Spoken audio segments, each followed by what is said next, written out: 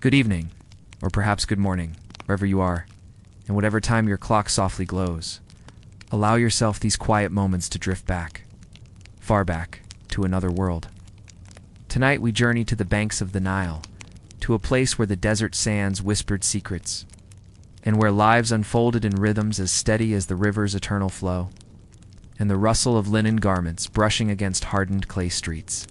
You will walk dusty alleys under sun-bleached walls, hear the murmur of water carriers, the lowing of cattle returning from fields. Breathe slowly as you settle into your pillows, or let your mind wander in the gentle darkness of your room. There's no hurry here, just time. Time to drift through the warm, drowsy hush of ancient Egypt, and imagine yourself standing by the edge of the great river as dawn breaks upon ancient Egypt.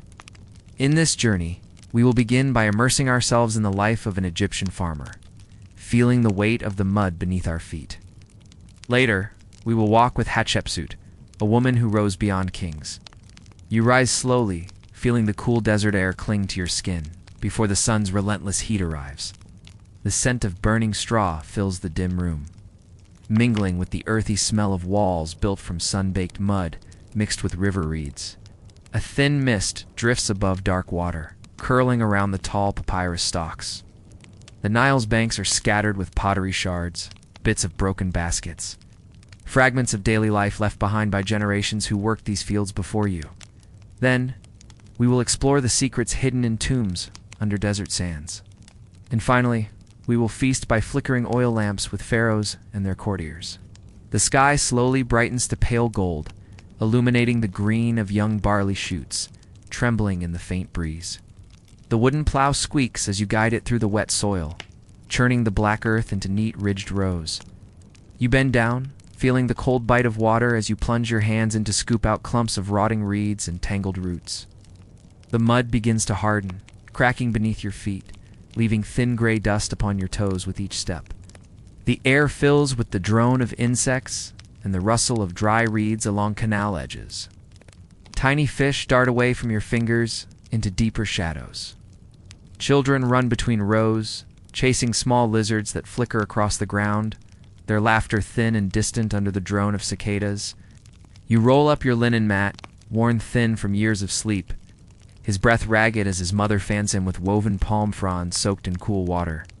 The village priest mutters prayers to Sekhmet, goddess of plague and healing, offering garlic bulbs and black incense at her small shrine, but it also brings danger. Mosquitoes breed in the stagnant pools left behind, spreading fevers that sap strength and darken the eyes with sickness. The floor beneath is hard clay, packed smooth from countless footsteps. Locusts may come at any moment, a whirling dark cloud of wings and rasping legs that will strip fields bare in a single afternoon. You have seen them before? Watched as they landed upon young green shoots, leaving behind only silent stems. The cloth smells faintly of last night's cooking smoke and the sharp temps of your sweat. It is your only shield against the blazing sky. The sky overhead turns to indigo, scattered with diamond-sharp stars. Years pass, seasons cycle, and your back bends deeper with each harvest. The rhythmic croak of frogs and the faint whisper of wind through palm fronds lull you towards sleep. Living in a small mud brick house near the gentle curve of the river Nile, a life of toil and patience, bound to the river's eternal rhythms. Each dawn, a repetition of the last. Each dusk, a brief comfort before the cycle begins again. Flies cluster around your sweat-dampened face, drawn to the salty scent of your skin. Your children curl against your sides, their hair smelling of river water and dust. For now, close your eyes. Imagine the faint lavender glow before dawn. You are a farmer, like your father, and his father before him. The walls glow orange in the last light of day. Smoke curls from the hearth where your wife stirs lentil stew flavored with coriander, garlic, and a small drizzle of precious sesame oil. It is thick, almost porridge-like, brewed from old bread, soaked with date pulp, left to ferment until it bubbles with a faint sour tang. The beer leaves a gritty residue upon your tongue, but quenches your thirst under the merciless sun. You chew slowly, feeling the coarse grains grind between your teeth. The bread tastes faintly of the clay oven, but it is enough to steady your stomach for the long day ahead. Your day begins long before the horizon blushes with gold. Your wife is already awake, kneeling beside the small hearth, blowing gently upon embers to coax a thin flame into life. She hands you a small round loaf of barley bread. Its crust is hard, its crumb dense and sour. Outside, the world is quiet. Only the distant croaking of frogs from irrigation canals breaks the silence. You step into the moist pre-dawn air, your bare feet sinking slightly into the soft mud. Your first task is to check the canals. The water has risen slightly overnight, and silt has begun to clog the channels leading to your fields. Imagine the damp chill that seeps into your bones as you work in silence. Your oxen stand patiently, their broad heads adorned with woven leather straps, their bellies scarred with old whip marks. Soon, you begin plowing. Each step is heavy. Your feet sink into the mud, dark silt wrapping around your ankles. Calves burn with effort. By mid-morning, the sun hangs high, casting fierce light across endless fields. Yeah. You pause only briefly to drink beer from a clay jar. Imagine long hours spent under this burning sky, guiding oxen, sowing barley seeds, bending again and again until your back aches with a deep pulsing heaviness. Your wife works nearby in vegetable beds, tending onions, garlic, leeks, and lentils. Her hands are cracked and dark with soil. When the annual flooding of the Nile recedes, it leaves behind rich dark silt. Your neighbor's son lies at home with burning skin. Yet there is no time to linger and worry. The barley harvest cannot wait. At midday, the heat becomes a heavy shroud. The river gleams white under the sun, its surface broken by the narrow black silhouettes of fishing skiffs drifting between sandbanks. You wipe sweat from your brow with the edge of your linen headcloth. Imagine. Each day repeats this rhythm, for dawn until after dusk. In the evenings, you return to your small house. You sit upon a reed mat, legs folded beneath you, feeling the ache in your thighs ease into a dull warmth. As night falls, the air cools quickly. Frogs call from the canals. Crickets trill in the dry grass. It has ended for generations of farmers along the Nile. You lay down upon your mat, the clay floor beneath, radiating the day's leftover warmth, and so ends another day. Imagine now, leaving behind the mud brick villages and reed thatch roofs of farmers along the riverbank, you walk slowly towards the rising sun. The path becomes paved with white limestone, polished smooth by thousands of sandaled feet over centuries. Cliffs of golden stone rise steeply against the pale sky.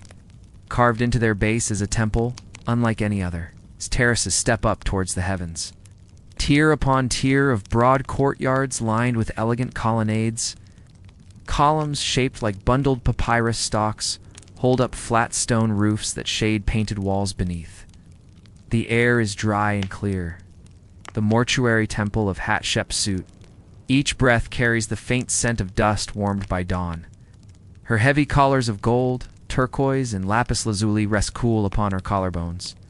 She wears a broad, golden diadem across her brow, its urious cobra gleaming with inlaid carnelian eyes. Ships returned laden with ebony, ivory, panther skins, gold dust, and incense trees.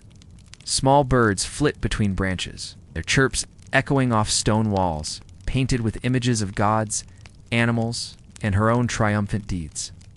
Reliefs carved into her temple show tall myrrh trees being carried with their roots wrapped in baskets of fertile soil to be planted in temple gardens for ritual use. Mingled with drifting sweetness of desert flowers blooming briefly in the cool morning hours. Her lips are painted with ochre-red pigment, her gaze calm, assessing, unhurried. The Nile's yearly flooding remained generous and predictable, blessing farmers with fertile black silt. Ahead, incapable Pharaoh began erasing her from history. Her cartouches were chiseled away from monuments, her statues smashed or buried. In some places, her name was replaced with his, as if to rewrite memory itself. Inside lay a mummified liver and a single tooth. Decades later, CT scans of an unlabeled mummy revealed a missing molar that matched this fragment. Confirming her identity at last, and lotus flowers wrapped with papyrus stems, or simply an effort to remove an anomaly. A female king in a male lineage of Horus incarnate. Under her orders rose towering obelisks of pink granite, their tips sheathed in electrum to catch the first rays of dawn. But her temple stood firm against the cliffs, battered by time yet never fallen. Incense curls around painted hieroglyphs that praise her as pharaoh of Upper and Lower Egypt. Beloved of Amun, eternal as Ra's rising, she restored temples ravaged by time, expanded Karnak's sacred precincts, and erected shrines honoring Amen, god of creation and kingship. The cool breeze carries the faint smell of incense burning at small altars scattered along the terraces. Priests chanting in dark temple chambers, scented with kefi incense, a blend of honey, wine, raisins, frankincense, and aromatic woods, its fragrance thick and comforting. Some say he was her closest advisor, perhaps even her secret lover, though such whispers remain hidden in time's shadows. His image appears alongside hers in many reliefs, unusual for a commoner, even one so highly placed. This is Dear El-Bahari. Her name means foremost of noble women. She was born to Pharaoh Thutmose I, expanding Egypt's borders south into Nubia. As a princess, Hatshepsut stepped into power as regent for young Thutmose III. At first, she ruled publicly in his name, but as the years passed, she took on the full titles, regalia, and rituals of Pharaoh herself. She watched stone blocks dragged across desert roads to build towering temples to Amun-Ra. She learned to stand still during long ceremonies, her hair braided with gold thread, her eyes lined with black coal to shield them from the fierce sun. Growing up within the painted halls of the royal palace, as a child, her world was filled with rituals, lessons in divine lineage, stories of gods and ancestors stretching back to the first time. Imagine yourself among the first to arrive at dawn. Priests in clean white linen robes move silently, carrying offerings of bread, beer. Hatshepsut, her half-brother, Thutmose II, became pharaoh. Hatshepsut married him, as was royal custom, becoming both sister and great royal wife. His reign, however, was short. His son by another wife was only a child when Thutmose II died. Her father reigned for years when Thutmose I died, and so, imagine her now, tall and composed, draped in pleated linen robes, dyed faintly with crushed woad to a whispering blue. On ceremonial days, she dons the false beard of kingship, a symbol carved in dark stone in statues that still gaze down at visitors today. Her rule was marked by stability and prosperity. She reopened trade routes long dormant, sending expeditions south to the mysterious land of Punt. Imagine standing among those trees in her temple courtyards, breathing in the sharp, slightly sweet scent of myrrh resin carried on the breeze. Hatshepsut was not only a trader and diplomat, but also a great builder. Imagine the daily rhythms of her court, scribes kneeling with reed pens, recording tribute from distant lands. Her steward Senemet designed her mortuary temple. Years passed. Her reign continued in peace. No major wars disturbed Egypt's borders. Grain harvests filled granaries. Temples received steady offerings. But power is delicate. After her death, Thutmose III, now a grown. Historians debate why. Was it vengeance for years of overshadowing his rule?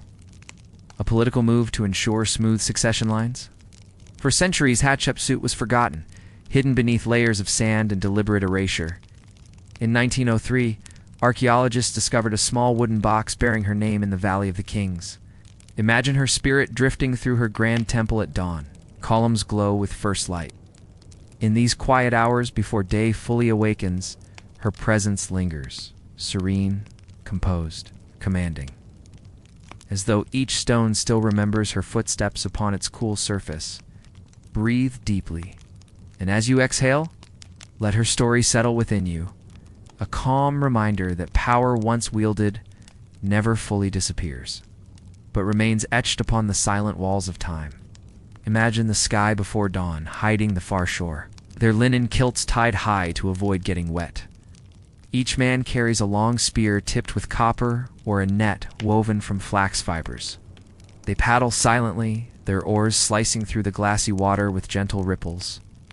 You hear frogs croaking softly among the reeds, a deep indigo slowly fading into pale lavender. Along the banks of the Nile, fishermen prepare their small papyrus boats, a life of gentle rhythm, rising and falling like the river itself. The cool air carries the smell of wet reeds and river mud, Children wake early, their hair stiff with dust from sleeping on woven reed mats. Their laughter echoes against clay walls painted with faded images of gods. You step barefoot onto a narrow boat woven tightly from papyrus stalks. Its surface is rough under your feet. A thin mist curls across the water. Some cradle small clay dolls shaped like women with painted black eyes and red lips. Others play games with pieces of broken pottery, stacking them into towers, watching them topple with quiet delight. Owie! The fishermen return to shore. Men sit upon woven mats outside their workshops, grinding mineral pigments into fine powders. They work slowly, painting scenes of gods and afterlife. Anubis, with black jackal head. Horus as a falcon soaring above lotus ponds. Osiris seated upon his golden throne. Malachite becomes bright green. Ochre turns to warm yellow. Lapis lazuli is crushed into deep celestial blue. Each mistake must be corrected before final rituals seal the tomb forever. Outside, stonemasons chip away at limestone blocks, their bronze chisels tapping in steady rhythm that echoes through the village. The smell of crushed pigment and fresh carved cedar lingers in the cool desert breeze. They lay out their catch upon woven reed mats. Tilapia with shining scales, river catfish with long whiskers. They toss small polished stones into the air, catching them deftly upon the backs of their hands before they fall. Their movements are quick and graceful, fingers flicking in silent rhythm, mingling with the fresh, clean scent of water rippling around anchored boats. The fishermen chew barley bread dipped in thick beer, their bodies tired but strong. They aim at targets drawn in the dust, dreaming of the day they will train as soldiers or hunters. Some carve tiny boats from scraps of palm wood, setting them afloat upon irrigation canals, watching the current carry them away beneath green papyrus arches. This is Deir el Medina, home to the craftsmen and painters who build the tombs of pharaohs. Skin darkened by endless days under the Egyptian sun, tales of Ra's journey across the sky, of Sekhmet's wrath, of Isis's patience, and Osiris's gentle rule. Their eyes grow heavy as the stars begin to appear overhead, each story a lullaby guiding them towards sleep. Small silver minnows to be dried in the sun. The fishermen move quietly. Imagine the hush as the sun rises. Casting golden light across the river, the crocodile's dark shape glides silently near the bank. The river comes alive with sounds, the splash of fish, the rhythmic call of water birds, the creak of papyrus boats shifting with the current. Fishermen remain wary, steering their boats clear of its heavy tail. Hippos, too, graze on reeds along shallow inlets, their large bodies half hidden by drifting fog. Fish begin to dart near the surface. Tilapia, catfish perch. The men cast their nets in practiced arcs. The weights along the edges sink quickly, trapping fish in their fine mesh. Others stand poised with spears, eyes scanning the ripples for sudden flashes of silver. Occasionally, as the sun climbs higher after hours on the water, they gut and clean the fish quickly, scraping scales with smooth stones. Some are rubbed with salt and laid upon clay racks to dry under the fierce midday sun. Others are smoked over low fires, the curling wood smoke blending with the ever-present scent of river mud and lotus flowers drifting from nearby pools. Imagine sitting by the bank as the breeze carries the warm smell of smoking fish. Their life is simple, quiet, and timeless. Imagine the sun rising higher, casting long golden beams across narrow alleys between mud brick houses. Small boys run barefoot along packed earth streets, laughing as they kick carved wooden balls or chase hoops made from bent branches. Little girls sit in shaded doorways, braiding each other's hair with colored threads. Imagine them gathered beneath a fig tree at midday, playing a game like modern jacks. Older boys practice with miniature bows and arrows made from reed and string. At dusk, children gather again to listen to elders tell stories. Imagine entering a small village on the edge of the desert, where narrow streets wind between low houses. The sun is already warm upon the plastered walls, making the air smell faintly of dust and old limestone. Inside, tomb painters kneel upon smooth rock floors, their reed brushes delicate in skilled hands. Imagine the quiet concentration as colors flow across stone walls.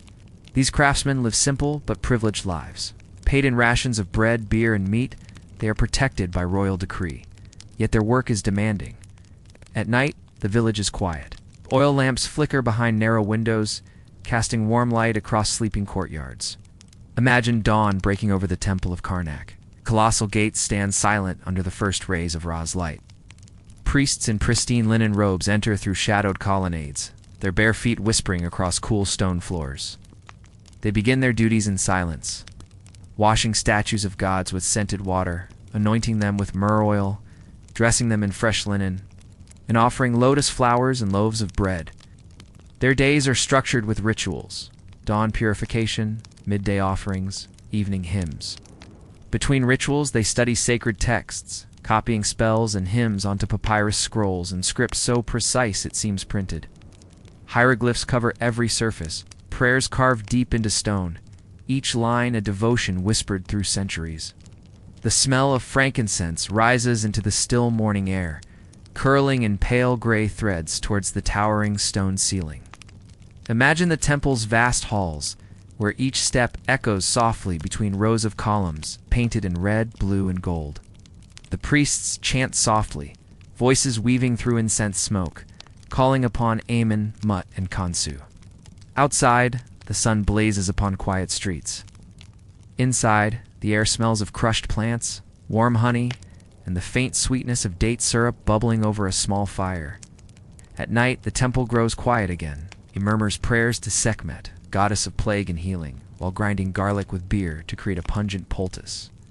Shadows dance across walls lined with jars, linen, and carved amulets. You stand at the entrance of the place where bodies are prepared to last forever. His voice is calm, rhythmic, chanting words older than any temple stone. The smell fills the room, sharp, warm, biting. Bit by bit, the brain is teased out, discarded as unneeded for the afterlife. The cavity is then rinsed with palm wine, its sharp scent mingling with resin smoke drifting through the chamber. Then comes the long sleep of purification, draws moisture away, drying skin to parchment, preserving muscle into leathery firmness. Each day, embalmers check the drying, chanting quiet prayers as they brush excess natron from darkening skin. And brought to the Pernifair, the house of beauty, where embalmers await. The embalmers rub warm oils into the skin, cedarwood, juniper, lotus, restoring suppleness and imbuing protection. They are men skilled in secrets passed down through generations, their knowledge guarded and sacred. Priests tuck amulets between wrappings, a scarab over the heart, a jed pillar along the spine, an eye of Horus across the chest. Oil lamps flicker in dark halls, casting shadows upon colossal statues whose silent faces watch the darkness without end. It is laid upon an angled stone table, where runoff flows into small clay basins below. Outside, desert winds blow endlessly across sand dunes under a sky so bright it seems to hum with heat. Carved wood or plaster for others, showing serene eyes lined in black coal lips curved in faint knowing smiles. A low table holds bundles of dried herbs, garlic bulbs, crushed coriander, sprigs of thyme. In cedar resin, the bitter temps of natron salt, and the faint coppery scent of blood fading into linen softness. Pour scorpion sting, onion juice, ground carob, and prayer to Selkit. Inside, only flickering oil lamps remain to light painted walls depicting gardens, offerings, and gentle gods who guide the soul onwards. It waits in quiet darkness until mourners gather, wailing softly under the rising sun as priests perform the opening of the mouth ceremony. This final rite ensures the dead may speak, eat, and breathe again in the afterlife. The stomach, liver, lungs, and intestines are removed with skilled hands, washed in palm wine, and wrapped in linen soaked with aromatic resins. Each organ is placed in a separate canopic jar, guarded by the four sons of Horus. Clay jars contain honey, natron salt, and thick black resin. Natron is dissolved in water to clean sores. Resin is burned upon small coals, its bitter smoke rising to purify the air and drive out spirits of sickness. Imagine the small room at the back of a village house. The village Snell healer leans over a young boy feverish with illness. Honey is mixed with crushed dates and smeared upon wounds to prevent rot. Imagine him reading from a papyrus scroll. Lines of hieratic script listing remedies for a cough, garlic, honey, and sycamore sap. His hands are steady, stained dark by herbs and minerals. Healing is part ritual, part herbcraft, part faith in gods whose statues watch silently from carved wooden shrines lining the walls. Imagine the cool dimness of a stone chamber lit only by flickering oil lamps. The process begins within hours of death. The body is carried on a bier wrapped in clean linen sheets. First, the body is washed with water drawn from the Nile, its coolness closing the pores and cleansing the flesh. A priest wearing an Anubis mask, black jackal snout gleaming in lamplight, begins prayers. Using a delicate bronze hook, an assistant slides the tool through the nostril, breaking thin bone to reach the brain. Next, a careful incision is made along the left side of the abdomen. Imagine the smell within the room. A thick sweetness of myrrh. The body cavity is filled with small linen pouches stuffed with sawdust, resin, and crushed herbs to keep its shape. For 40 days, the body rests buried under natron, a pale, powdery salt harvested from desert lakes. When the 40 days end, the body is lifted carefully from its salt bed. It is washed once more with scented water. Wrapping begins from the feet upwards. Thin linen strips are wound layer upon layer, each secured with resin. They speak spells with each amulet, words woven into silence. May your heart stand true before Matt. May your limbs move freely in the field of reeds. May you breathe the sweet north wind forever. Finally, the face is covered in resin-soaked linen, and a painted mask is placed above. Gold leaf for pharaohs, the body is laid in a coffin, painted with prayers and guarded by carved protective deities. Imagine the tomb being sealed, the stone door lowered with heavy grinding finality. The smell of resin and lotus oil fills the silent chamber. Your wrappings are inscribed upon your tomb walls. I know the secret names of the gates. I pass unharmed through flames. I drink pure water in the field of reeds. Ali. Finally, you emerge into bright golden light. Before you lies the field of reeds, Sikataru, a landscape of perfect green fields and calm waters under an endless dawn. Here you plow fields that always yield, fish in rivers always full, eat bread that never grows stale, and drink cool beer that never warms. Gods walk among mortals, calm and radiant. Imagine standing upon this shore, breathing air sweet with lotus blossoms, hearing distant music drifting across the fields. Your family greets you with smiles. Your name will be spoken in prayers by your descendants, ensuring you remain forever in this place of eternal peace. A small black cat slips silently through the alleys, her slender tail curling like an elegant hieroglyph. In temples, priests raised entire colonies of cats, feeding them delicately cut fish and milk mixed with honey. Imagine the quiet dawn streets of an Egyptian town, where shadows linger against mud brick walls. Some were buried in dedicated cat cemeteries, their tiny tombs lined with jars of milk, baskets of dried fish, and small amulets carved from faience. Cats were sacred, beloved of Bastet, goddess of home, fertility, and protection. When a cat died, its family shaved their eyebrows in mourning, wrapping its small body carefully in linen and placing it within tiny wooden coffins painted with protective symbols. Imagine walking through Bubastis, the great city of Bastet, the low rumble of temple crocodiles shifting in their pools. Each sound a reminder of the deep, quiet respect. Ancient Egyptians held for animals as sacred companions of gods. The air smells sweet with river water and damp earth. Water rises, dark and thick with rich silt washed from far upriver. Fields vanish beneath quiet rippling surfaces, reflecting the pale dawn sky like polished bronze. Farmers mend tools with new baskets and pray to Hapi, god of the inundation, for generous floods that bring fertile black soil without washing away homes or embankments. Their eyes blinked lazily under the sun as worshippers left fresh fish upon reed mats nearby.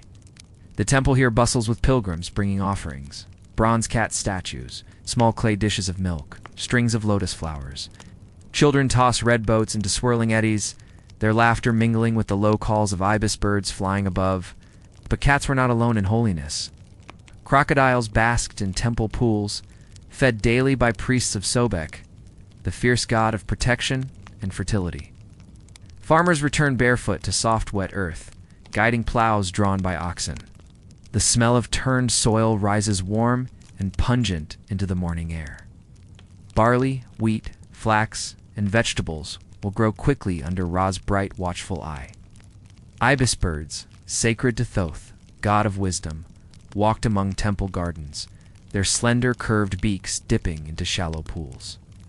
Too low, and famine follows. Too high, and destruction comes. But the perfect flood brings life. Some temples kept entire flocks, their feathers glowing pearl white in morning light. Imagine the reverence with which priests mummified animals, wrapping cats, crocodiles, ibises, and even small bulls with resin-soaked linen, placing them in painted coffins, offering prayers that these creatures would continue serving the gods in eternity. The streets echo softly with the calls of birds, the purrs of cats. Imagine, standing upon the raised mud embankment, overlooking fields stretching towards the hazy horizon. Each year, the Nile floods its banks. The season is called Akit, inundation. Farmers gather at the edges, watching the waters creep forward. For weeks, the land lies submerged. Imagine priests visiting the Nilometer, a carved stone shaft marked with cubit lines, measuring how high the river has risen. As waters recede, fields are left coated with dark silt. The flood is life itself. Its rhythm is the pulse of Egypt, as steady as breath, as dependable as dawn. Imagine the bright morning sun rising over a military training ground. Rows of young men stand barefoot upon packed sand, holding wooden practice spears. Composite boughs of wood, horn, and sinew lie nearby, strung tight and humming softly under tension. Arrows whistle through hot, still air, thudding into reed targets with muffled certainty. They learn to fight from chariots, light wooden frames painted with protective gods, wheels spinning smoothly as horses gallop across desert plains. Their linen kilts flutter in warm breeze, carrying the faint scent of sweat and oiled leather. Their heads are shaved to prevent lice, their eyes lined with black coal to shield from glaring desert sun. Calm, silent, waiting for dawn and the next march towards distant borders. The drill master walks between them, his staff tapping shoulders, correcting stances. Shields are raised, bronze edges catching golden light. Imagine the calm repetition as archers lift bows, draw to cheek, and release. As he writes, the scribe hums quietly under his breath, not a song, but a rhythmic chant that marks his steady flow of symbols. Men sit upon blankets eating lentil stew and barley bread. Its surface is cream-colored, finely textured, made from strips of papyrus pounded flat, pressed, and left to dry under heavy stones until smooth and pliant. They begin their schooling at temple scriptoria, sitting upon stone benches with broken pottery shards as practice boards. Errors are scraped away with smooth stones rubbed gently across the papyrus to lift ink without tearing fibers. Day after day, they copy lists of words, names of gods, offerings, kings, and crops. He keeps records of harvests and taxes, writes letters for merchants trading along the Nile, drafts prayers and spells for temple walls, carves Pharaoh's decrees into stone steely set beside roads for all to see. Each hieroglyph is a picture, an owl for M, a folded cloth for S, a ripple of water for N. Some symbols represent whole ideas, others single consonant sounds woven together to form meaning. His fingers are stained with black ink, his nails darkened from days of writing. The scribe sharpens his pens with a small flint blade, each cut careful and even. His life is quiet, steady, and eternal in its own way. For as long as his words endure, so does he. Outside, cicadas sing in the dusk. Inside, he writes words that will outlive kingdoms, carved upon stone, pressed upon papyrus, painted upon temple walls. Drums pound softly in temple courtyards, their deep rhythms vibrating through warm morning air. Trumpets carved from copper blare short calls, announcing the start of procession. A bundle of thin reed pens lies beside it, each cut at a precise angle, soaked gently in water before dipping into the ink. The sun has yet to rise fully, casting pale gold across polished limestone floors. They stand in the shadow of vast carved columns.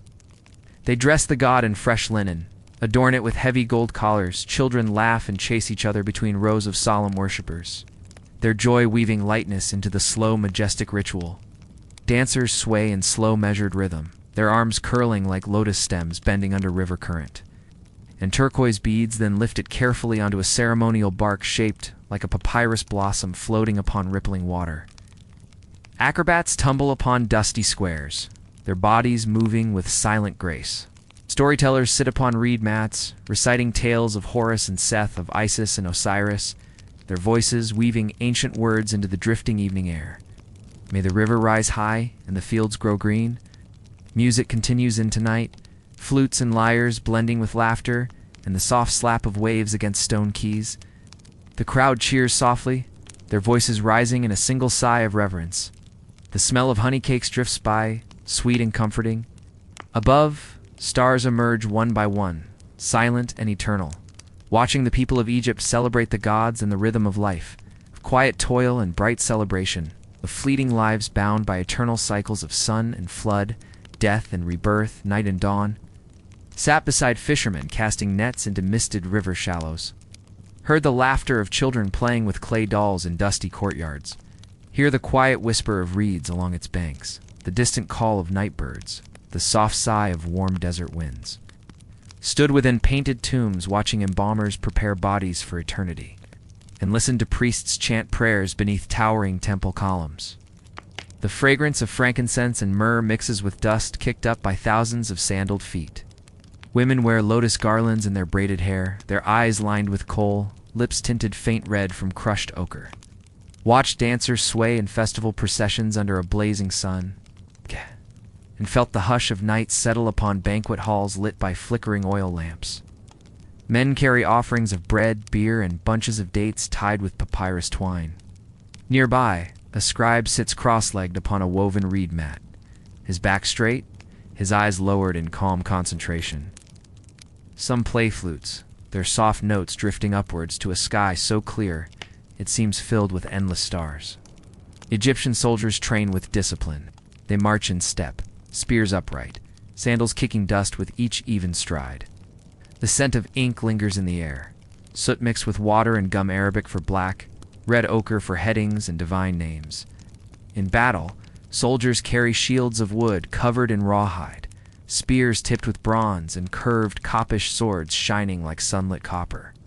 At night, the camp is quiet. Fires burn low. Imagine sleeping upon warm sand, a shield beneath your head, feeling the distant drumbeat of horses' hooves as sentries patrol under moonlight.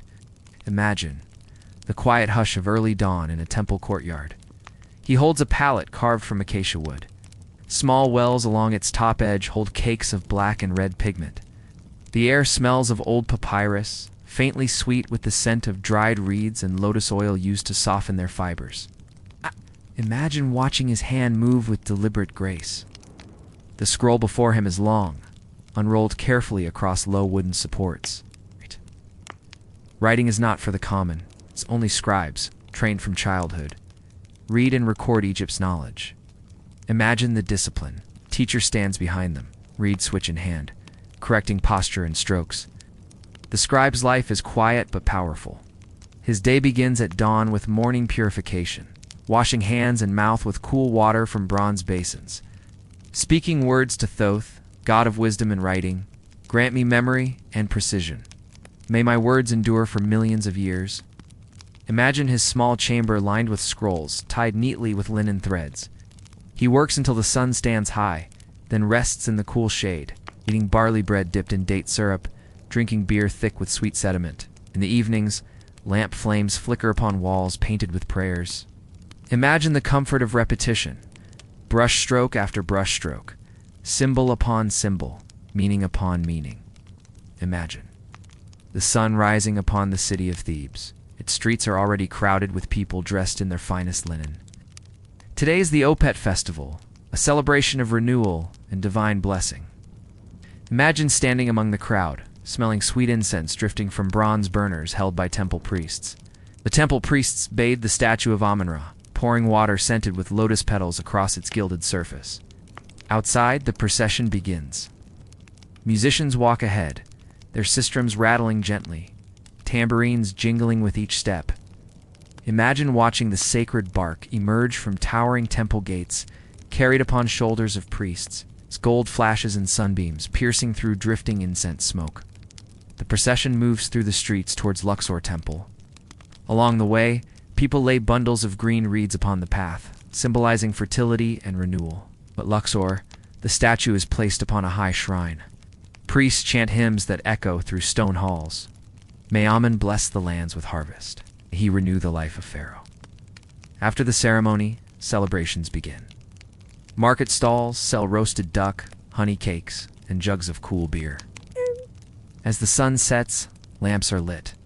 Their golden glow flickers upon rows of palm trees lining the riverbank. Imagine sitting quietly at the edge of the festival, feeling warm stone beneath you, watching silhouettes dance against lamplight. And now, our journey draws to a close. Breathe deeply. Feel your chest rise and fall, calm and steady, like the eternal flow of the Nile beneath a silent moon. Tonight, you have walked ancient streets under dawn light. You have walked beside scribes writing words to last forever. Ancient Egypt was a land of rhythm and ritual. As you lie here now in the softness of your bed, let these images drift gently across your thoughts like lotus petals floating upon still water. Breathe in and out. Feel your eyelids grow heavy. Imagine the slow, dark waters of the Nile, glimmering with silver moonlight. The gods are silent, the tombs are still. The river flows on under endless stars. Imagine standing on the flat roof of a temple at dusk. The sun has just set beyond the western cliffs, leaving a faint glow of rose and gold along the horizon. The air is still warm, carrying the scent of sun-baked limestone crushed lotus petals. Lingering upon your linen robe and faint myrrh, smoke drifting upwards from incense burners below above. The sky deepens into indigo, and one by one stars emerge, pale pinpricks of cold silver. Against velvet darkness, the first to appear is Sopdet.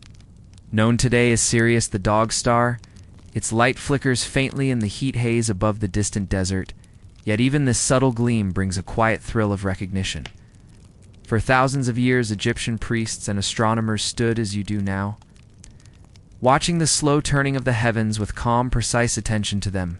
The sky was not merely a backdrop for life on Earth. It was a mirror of divine order, an eternal realm, whose rhythms governed the floods of the Nile, the cycles of crops, and the rituals that bound humanity to gods. Imagine the quiet murmur of priests speaking softly to each other in the gathering darkness.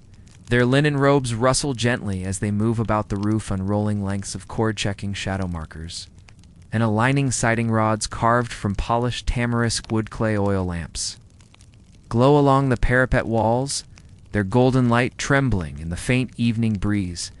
One priest stands at the edge, sighting along a notched rod. Held steady upon a small stone plinth, his eyes follow the thin, pale arc of Sopdet as it rises slowly in the east each year. Her heliacal rising, her first visible appearance at dawn after weeks hidden by the sun's glare, marked the beginning of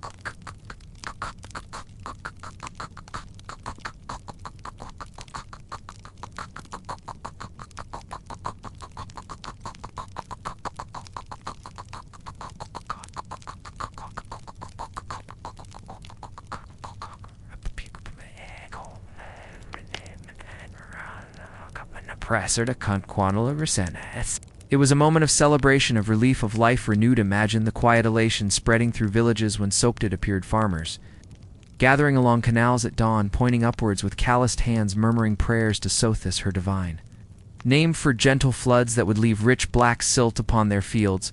Children clung sleepily to their mothers' linen skirts, their hair smelling of oil and river water, as elders watched the eastern sky with solemn reverence on temple roofs. Astronomer priests recorded the precise day of her rising using Merkat's plumb lines suspended from wooden crossbars. They sighted stars as they crossed the meridian, marking time through the night. With calm, silent discipline nearby sat stone water, clocks or clepsydras filled with cool Nile water, dripping steadily from small holes near their bases. Each vessel was inscribed with vertical lines and hieroglyphic numerals, allowing priests to measure hours by watching the descending water level. Illuminated by flickering lamplight, imagine their concentration in the hush of midnight.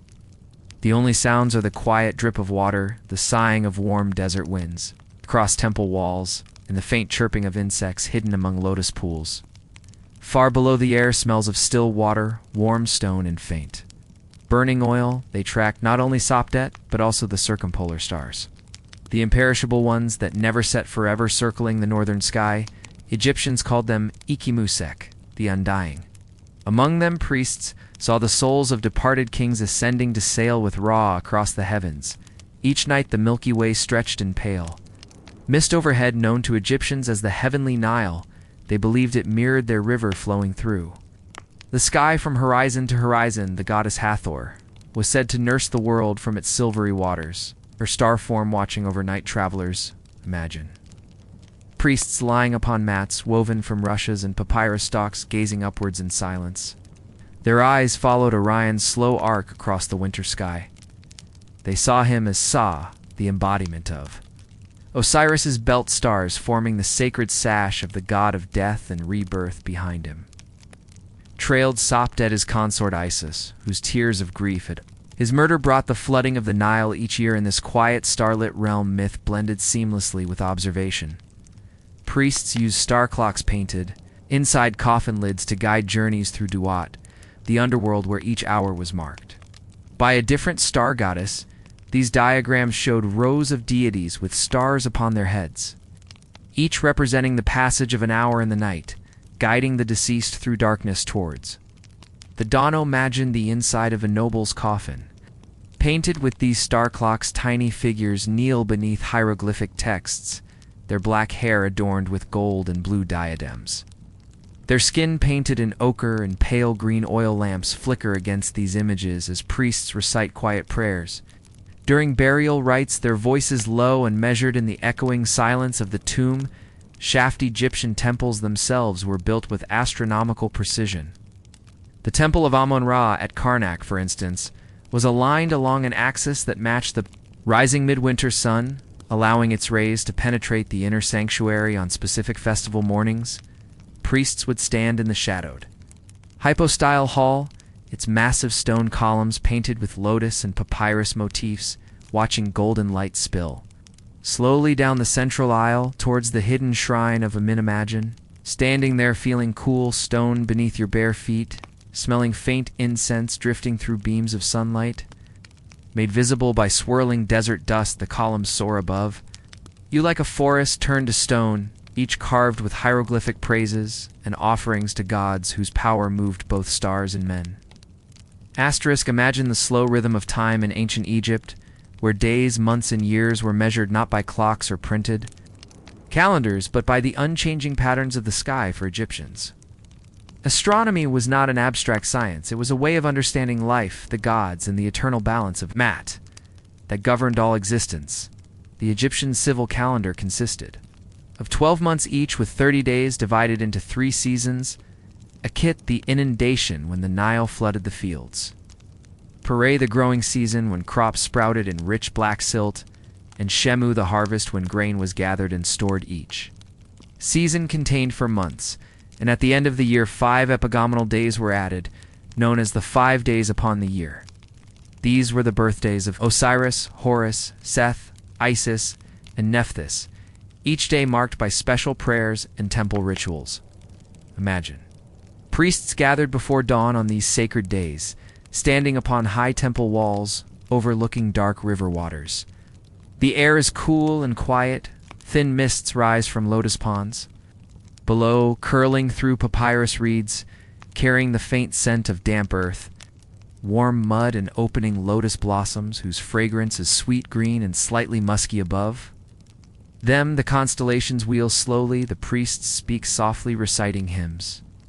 Hail to you, great Sothis, who appears in the eastern sky, who brings the flood, who renews life each year. Their voices blend with the murmur of flowing river water and the first calls of ibis birds gliding low over the Niles. Quiet surface priests also used decan star groups that rose at roughly 10-day intervals to divide The night into hours water clocks, known as clepsydras, helped track these hours carved from stone or bronze.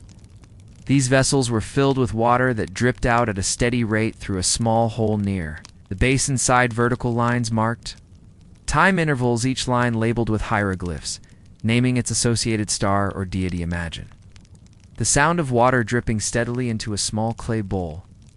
Each drop echoes softly in the silent temple chamber, merging with the faint crackle of oil. Lamps burning along painted walls, the smell of warm stone. Cooled by night air blends with the scent of burning kefi incense, honey raisins, wine, myrrh, frankincense, and cinnamon. Blended into dark pellets glowing red atop small bronze braziers. Priests watched Orion's belt, Sa and Sirius. Sopdot tracking their positions through the seasons when Sa tilted low in the west after dusk and Sopdot disappeared. Behind the sun's glare, priests knew the flood season approached during the Heliacal. Rising of Sirius festivals were held to honor Sothis. People gathered along riverbanks at dawn, families sitting upon woven reed mats, sipping thick barley beer flavored with date syrup, waiting for the first flash of blue-white light in the east. Children dozed against their mothers' laps, their hair smelling of cedar oil and river water. Elderly men shaded their eyes with calloused hands, murmuring prayers for gentle floods and full harvests. So imagine the soft sighs spreading through the crowd as Sirius appeared, shimmering faintly in pale pre-dawn light. A quiet joy flowed through gathered families, a sense of relief and gratitude. Priests blew long bronze trumpets, their deep calls echoing across fields heavy with dew-summoning farmers. To prepare for the year's work ahead in temple schools, astronomy was taught alongside mathematics, writing, and sacred ritual. Young initiates learned to sight along Merkat's plumb lines, suspended from horizontal crossbars placed upon stone siding. Blocks they memorized star tables painted upon papyrus and carved into tomb ceilings, learning the names, positions, and seasonal risings of dozens of stars. Imagine a young scribe priest kneeling upon a smooth limestone roof at midnight, his linen tunic rustling softly in warm breeze. He sights along a Merkat at a bright star near the northern horizon. Behind him, his teacher watches, silently nodding in approval at his steady hands and unblinking gaze. The boy's heart beats calmly. He smells warm stone beneath his knees, faint river dampness drifting upwards from the Nile far below, and sweet myrrh oil rubbed upon his temples to ease fatigue. Overhead the sky glitters with countless stars, the Milky Way stretching in a pale mist from horizon to horizon, the heavenly Nile, unchanging and eternal asterisk.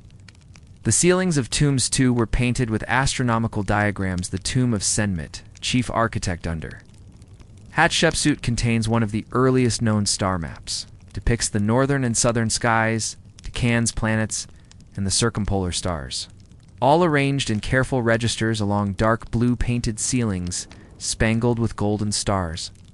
Imagine, by the light of a flickering oil lamp, the stars shine down, silent and serene, their outlines traced with fine black lines upon deep lapis-colored plaster images of God's stride among the constellations.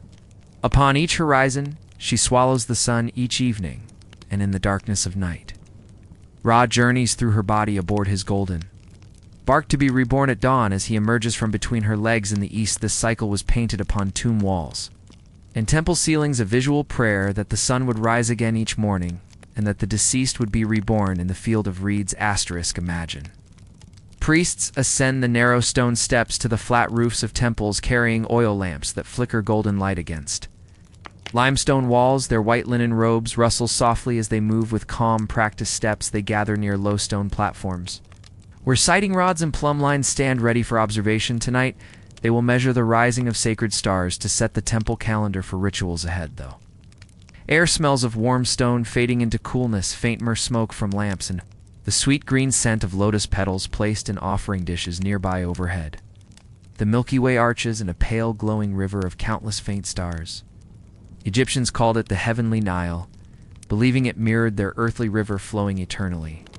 Across the sky along its silver path sailed the sun god Ra in his golden bark during the hours of night, guarded by fierce serpent slayers and faithful gods, who ensured he would rise again at dawn. Imagine lying upon your back upon woven reed, Mats atop the temple roof, eyes wide open to the endless sky, you watch SA, the constellation of Orion rising slowly in the east. Egyptians saw Sa as Osiris, lord of the dead, his belt stars forming the sacred sash worn by kings in their tomb reliefs. Behind him follows Sopdet, Sirius, shining bright and white in the darkness she is. Recite hymns as they observe these constellations. Hail to you, Sa, Lord of the stars, who guides Ra through the night. Hail to you, Sopdet, shining queen, whose light brings the flood there. A Merkhet, sighting a star as it crosses the meridian he marks. The time upon a strip of papyrus, noting its position, its brightness, and the precise moment of its rising beside him stands. A clepsydra, a stone water clock shaped like a lotus bud water, drips slowly from its narrow hole into a shallow bowl. Below each drop, echoing softly, in the silent night lines carved upon its inner surface mark. The passing hours illuminated by lamp glow flickering nearby. Imagine the rhythm of these hours measured, not by mechanical ticking, but by flowing water and drifting stars. Time in Egypt was a living cycle woven from sun, moon, and constellations. Studded with gold leaf stars, Nut the sky goddess arches over these chambers, her body covered in tiny stars, her arms and legs stretching from horizon to horizon. She swallows. Ra at dusk and births him at dawn each day, renewed each night journey. Guarded by prayers and spells inscribed upon the stone, imagine the priests finishing their observations before dawn. They gather their cords and rods, rolling up papyrus scrolls written with columns of hieroglyphs naming stars, decans, hours, and gods. The eastern sky pales to gray, then rose and gold as Ra prepares to rise once more. They descend the temple stairs, carved with lotus capitals and painted with scenes of offering and blessing. The scent of Kefi incense lingers in the shadowed halls, sweet and resinous, calming the mind as dawn approaches outside. Holding small clay lamps and baskets of offerings, they watch the sky glow with growing light, waiting for the first glimpse of Ra's golden disk above palm groves and distant hills. When it appears, they bow their heads, murmuring quiet prayers for life, health, and a good flood to nourish the fields. Imagine the sun rising slowly, casting long pale rays across green barley. Shoots heavy with due date palms rustle softly in morning breeze, their fronds catching light in shimmering patterns. Ibis birds step carefully along muddy banks, dipping curved beaks into shallow pools. Children run barefoot along dusty paths there, laughter mingling with bird calls and the rhythmic slap of water against fishing skiffs drifting out onto the river. Priests return to their chambers, their hearts calm and steady. Having witnessed the eternal cycle once more, they will record their observations in temple archives, carved into stone walls or painted upon papyrus scrolls, tied with linen threads and stored in cedar wood chests scented with myrrh. Their knowledge will guide farmers, merchants, nobles, and kings, ensuring that rituals are performed on the correct days and that offerings reach the gods in proper time. Imagine the comfort this brought to people living under hot sun and endless sky, knowing that their lives flowed within a divine order, marked by the slow dance of stars above, night after night, year after year, century after century. These silent watchers measured time in silver points of light. Their words carved upon temple walls remain today, echoing their quiet devotion to Mat, the cosmic balance, upon which all life depends. Breathe deeply and imagine lying upon cool stone under a vast sky, feeling your chest rise and fall in calm steady rhythm, like the ancient river flowing dark and silent beneath countless stars. Imagine the final hours of night fading towards dawn. The stars still shine overhead, cold and bright in the indigo sky. Priests gather upon temple roofs one last time to complete their nightly observations. Their linen robes are pale shadows in the darkness, moving calmly. Among sighting rods, merkhats, and water clocks, the oil lamps flicker low their flames, glowing like small golden stars upon the stone floor. Their scent is warm and bitter, a mixture of sesame, oil, and myrrh resin that drifts slowly upon the cool breeze. The priest who leads the observatory stands near the northern edge of the roof. He lifts his gaze to the imperishable stars. Souls of kings joined these stars after death to sail forever with Ra upon his nightly journey. Imagine its eyes tracing these stars as they circle slowly around the dark. Pivot point of the northern sky, his breath is slow and steady each inhalation. Tasting of cool stone and faint incense, his mind is quiet. He feels the pulse of Matt, the cosmic order flowing through him in that silent moment. Lowers his gaze to the horizon, where the faintest pale gray begins to touch the eastern sky in. A few minutes it will deepen to rose, then gold. The first birds call softly from palm groves below. Their voices thin and flute-like, drifting upward in the hush before dawn. The priests roll up their papyrus scrolls, each filled with columns of neat hieroglyphs recording positions, brightness, risings, and settings. Each scroll is tied with linen cord and placed in cedar wood chests lined with lotus petals to repel insects. The cedar scent is sharp and calming, mingling with the sweet green fragrance. Of dried lotus they gather their instruments, plumb lines and sighting rods wrapped carefully in linen cloth to protect polished wood and copper edges. Each priest moves with slow, practiced grace. Their bare feet whisper across stone floors worn, smooth by centuries of silent watchers before them. Imagine their thoughts as they descend the temple stairs, passing between massive asterial columns painted with lotus and papyrus motifs. The darkness within is deep and cool, lit only by dying oil lamps. Set upon low stone shelves, shadows move across carved reliefs showing gods and kings, offering incense and libations to the hidden powers of creation. Their painted eyes seem to follow the priests as they pass, silent witnesses to unbroken tradition outside. The dawn grows stronger. Farmers gather along the canals, carrying baskets of barley, bread, dried fish, and onions to offer at small shrines. Along the paths women walk with water jars balanced upon their heads, their dresses woven from pale linen, streaked faintly with ochre dye. Children run ahead, laughing softly, their feet pattering against packed. Priests emerge into this waking world, their hearts calm, their minds filled with the quiet certainty that the heavens remain in order, that the gods remain watchful, and that Matt continues unbroken. Their observations will be carved upon temple walls, added to records reaching back thousands of years. Each line a prayer, each star a testament to human devotion and patient wonder. Imagine the comfort this brought to all who lived under thee. Times that offerings reached the gods in the correct seasons, and that the Nile would rise when the sun rises at last. Its first rays spill over the eastern horizon, washing the temple walls with pale gold. The tops of columns blaze with light, while courtyards remain cool and shadowed. Birds wheel and cry in sudden bright air, and the scent of warming stone blends with fresh-cut reeds and river water drifting upon the breeze. The quiet after dawn, the priests sit upon low stools within their chambers, eating small loaves of barley, bread dipped in thick sweet beer. Their fingers smell of ink and cedar. Their eyes are heavy with sleeplessness, yet filled with calm. They have done their duty. They have watched the heavens, and the gods have revealed their order.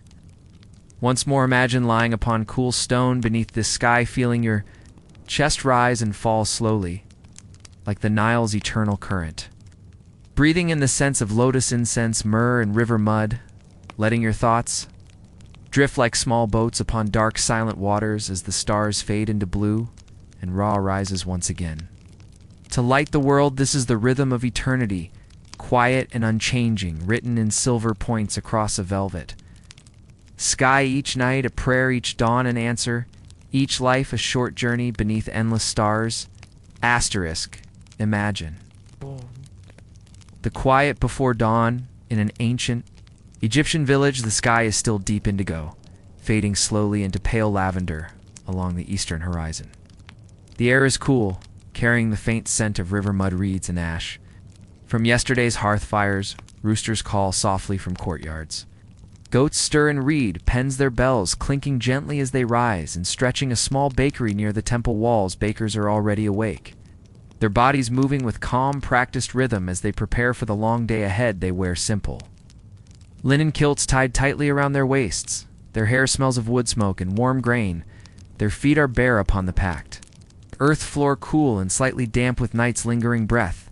Imagine the bakery, a narrow room built of sun-baked mud brick, its walls streaked with soot near the ceiling. Small vents allow smoke to drift out into the dim sky along one wall stands. Clay oven shaped like a beehive. Its round mouth glows faintly with embers banked overnight to keep their warmth. In the shadows, baskets of emmer wheat and barley flour sit ready, covered with linen cloths to keep away insects, mice, and drifting dust. 1. Baker kneels beside a large basalt grinding stone.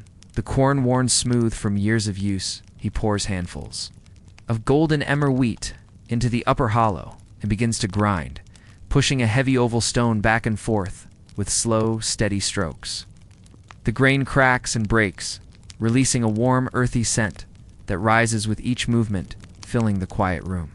With the smell of life and nourishment nearby, another baker sifts yesterday's milled flour through a woven reed basket, removing larger husks and stray. Pebbles his fingers move swiftly, light skimming the soft powder into a waiting clay bowl.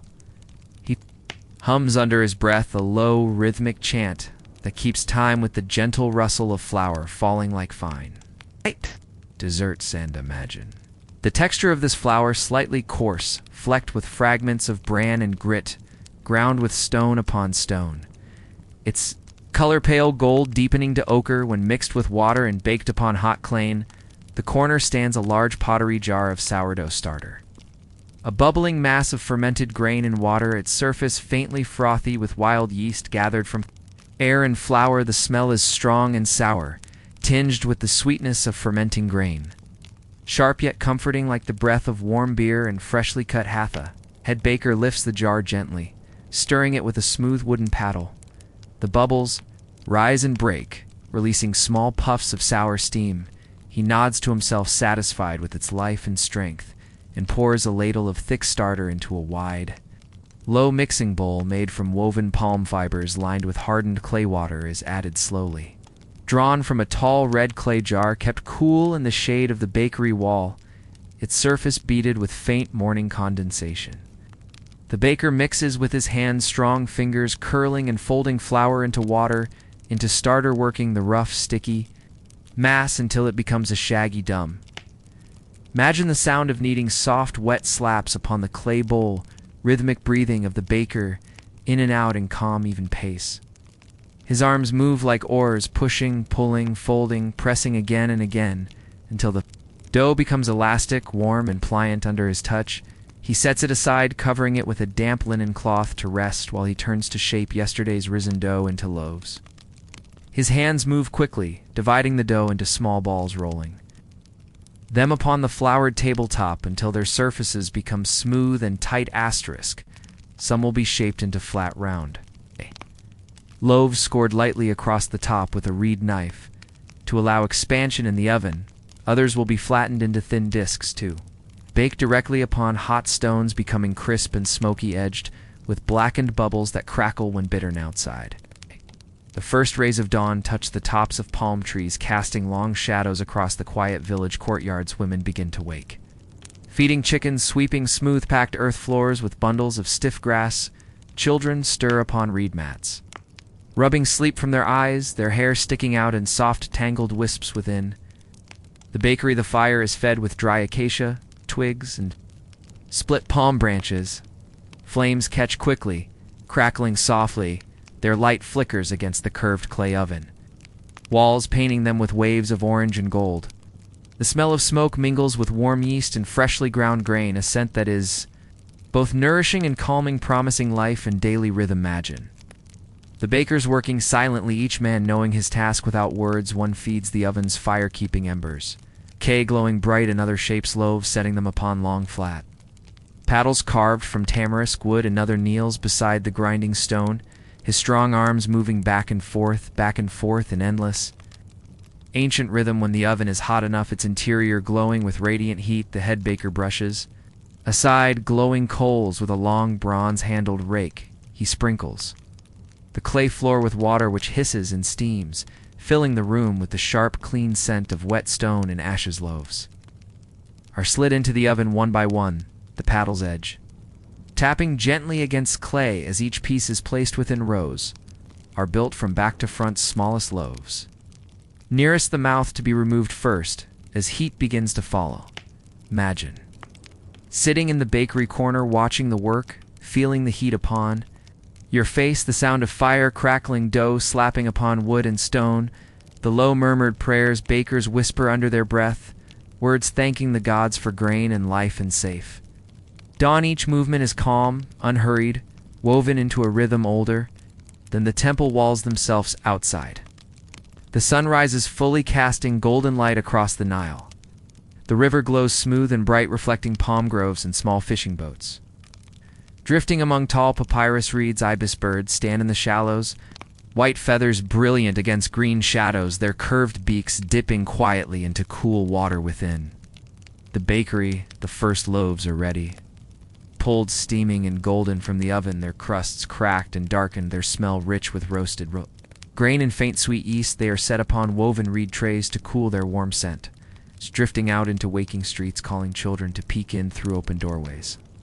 Their eyes wide with sleepy hunger, imagine the baker breaking open a loaf.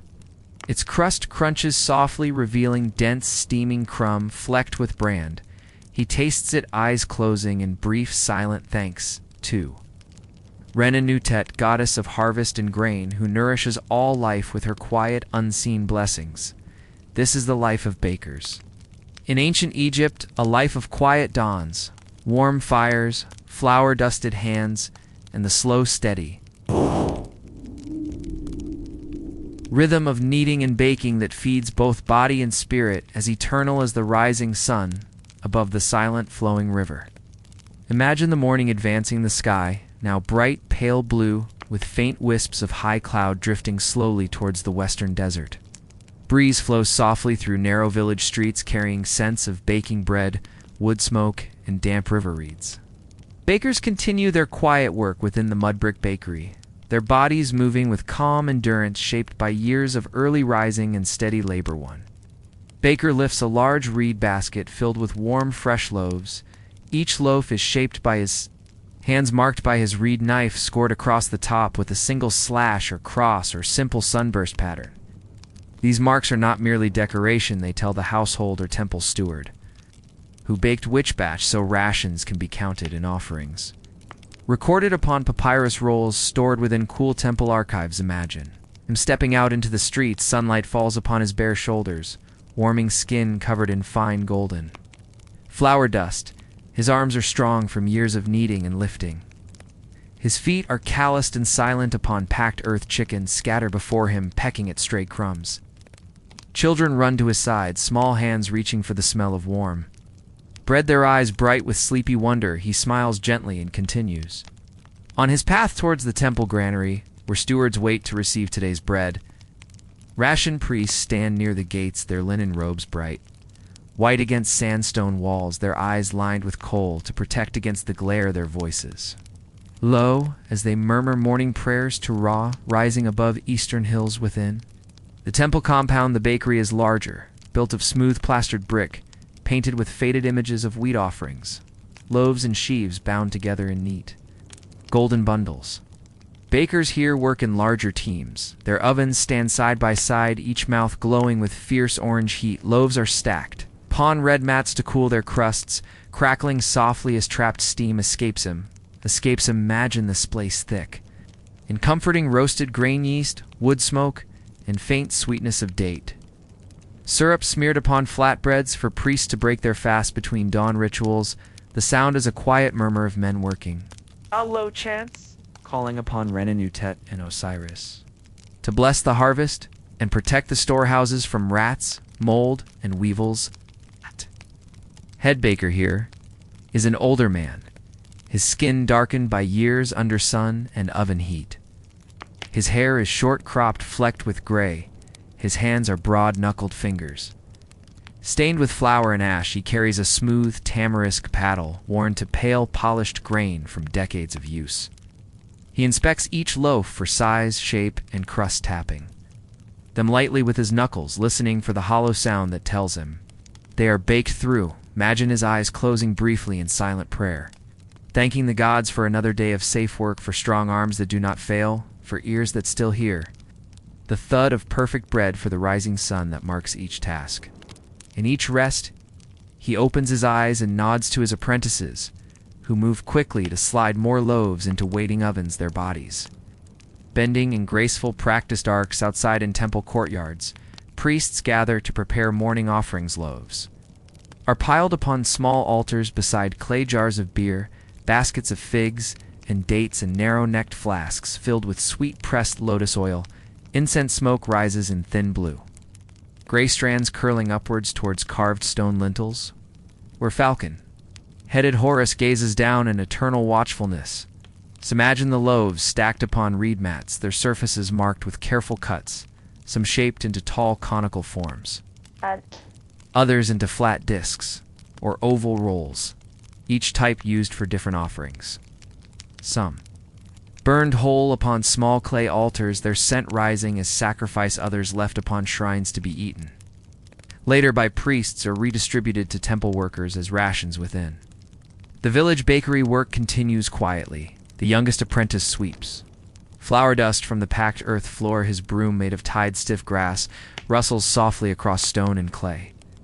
He hums under his breath a simple chant his mother taught him as a child, a song of bread and sun and river that calms his thoughts and keeps his sweeping steady and slow. Imagine the stillness of the late morning air thickening with heat shadows shortened beneath tamarisk and date. Palm trees, cicadas begin their dry rhythmic calls, rising and falling in shimmering waves.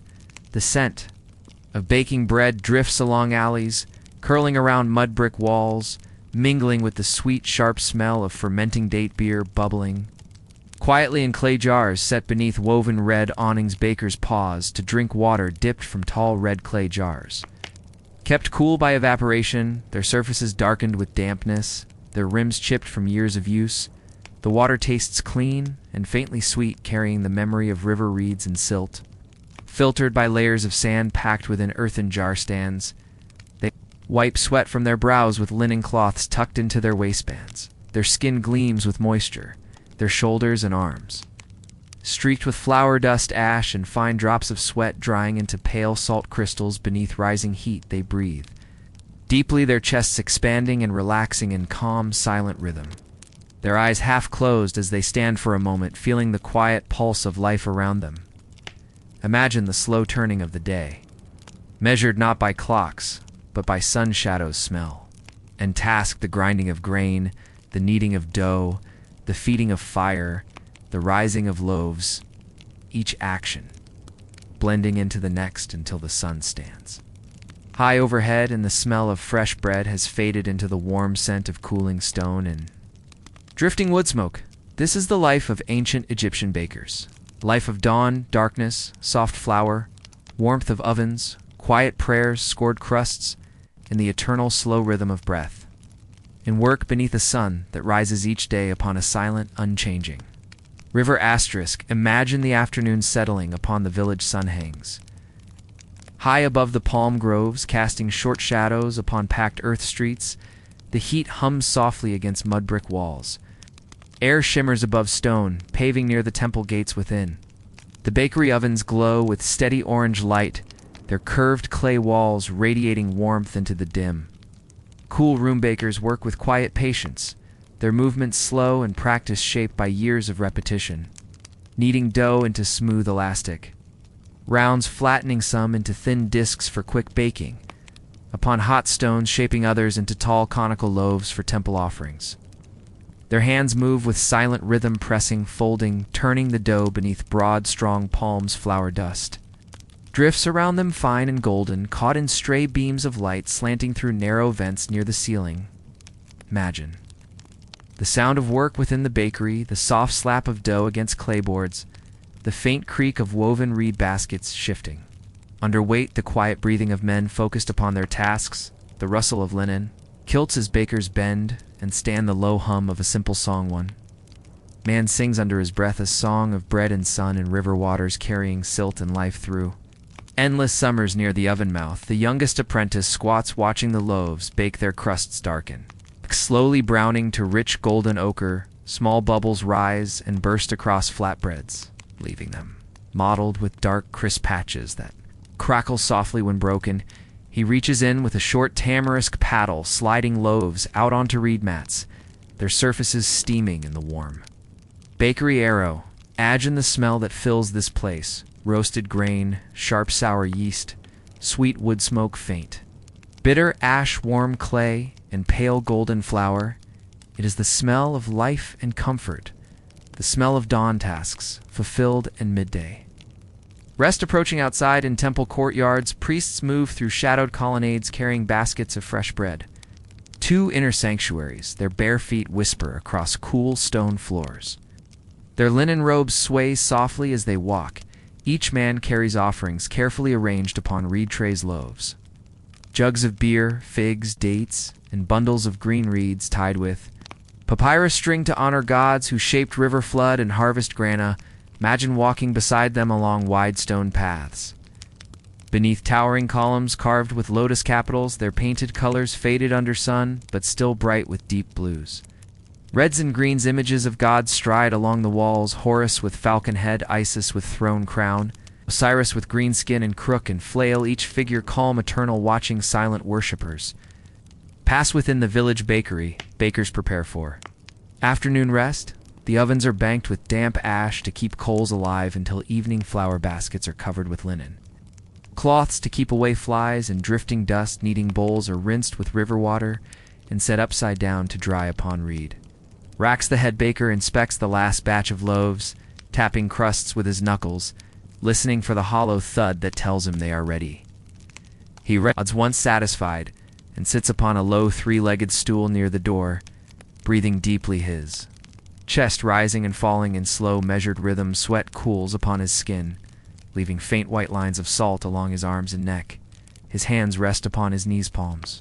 Open fingers curve slightly, his eyes half closed as he listens to the quiet sounds around him: distant goat bells, children's laughter, the soft coo of doves roosting under eaves. Imagine his thoughts calm and simple: gratitude for grain and yeast, for fire and water, for strong arms that do not falter, for apprentices who work with respect, for gods who bring sun and flood, for the unbroken cycle of day into night into dawn. Once more, he does not seek glory, his life is measured in bread. Loaves rising in hot ovens and flour sifted and ground, and simple meals shared with family upon reed mats beneath tamarisk shade. Outside, cicadas hum in dry steady chorus, their voices vibrating through hot still air. Palm fronds rustle faintly under occasional breezes carrying scents of river water, green and fresh, mingled with warm dust and distant incense. Smoke drifting from temple altars where priests chant afternoon hymns to Ra, sailing high across the sky in his golden bark. Imagine the bakery growing quiet as bakers leave one by one, walking home through narrow streets lined with mud brick houses, their feet silent upon dusty earth. Carrying baskets of flat bread for children waiting in shaded courtyards. Goats bleating softly and greeting chickens scratching among reed. Mats spread for threshing lentils and barley. The head baker remains while longer, sitting in stillness, feeling the heat radiating from cooling ovens, smelling the last faint sweetness of roasted grain drifting through quiet air. He closes his eyes and listens to his breath, in and out, a rhythm as old as the river itself. This is the life of ancient Egyptian bakers, shaped by sun and flood, by grain and fire, by silent dawns and golden afternoons, by hands moving in calm, patient skill. Pressing, kneading, shaping, baking, each loaf an offering to life, each loaf a prayer to gods, each loaf a promise kept to family, temple, and earth. Asterisk. Imagine evening descending upon the village. Shadows grow long, stretching across narrow alleys lined with mud brick walls. The sun sets beyond western cliffs, turning the sky to soft glowing gold. Then deepening rose and pale lavender air cools, slowly carrying scents of river water. Lotus blooms and faint wood smoke from hearths where families prepare simple meals of lentils, onions, and flat barley bread within the bakery. The ovens glow faintly with banked embers, their orange light flickering against curved clay walls.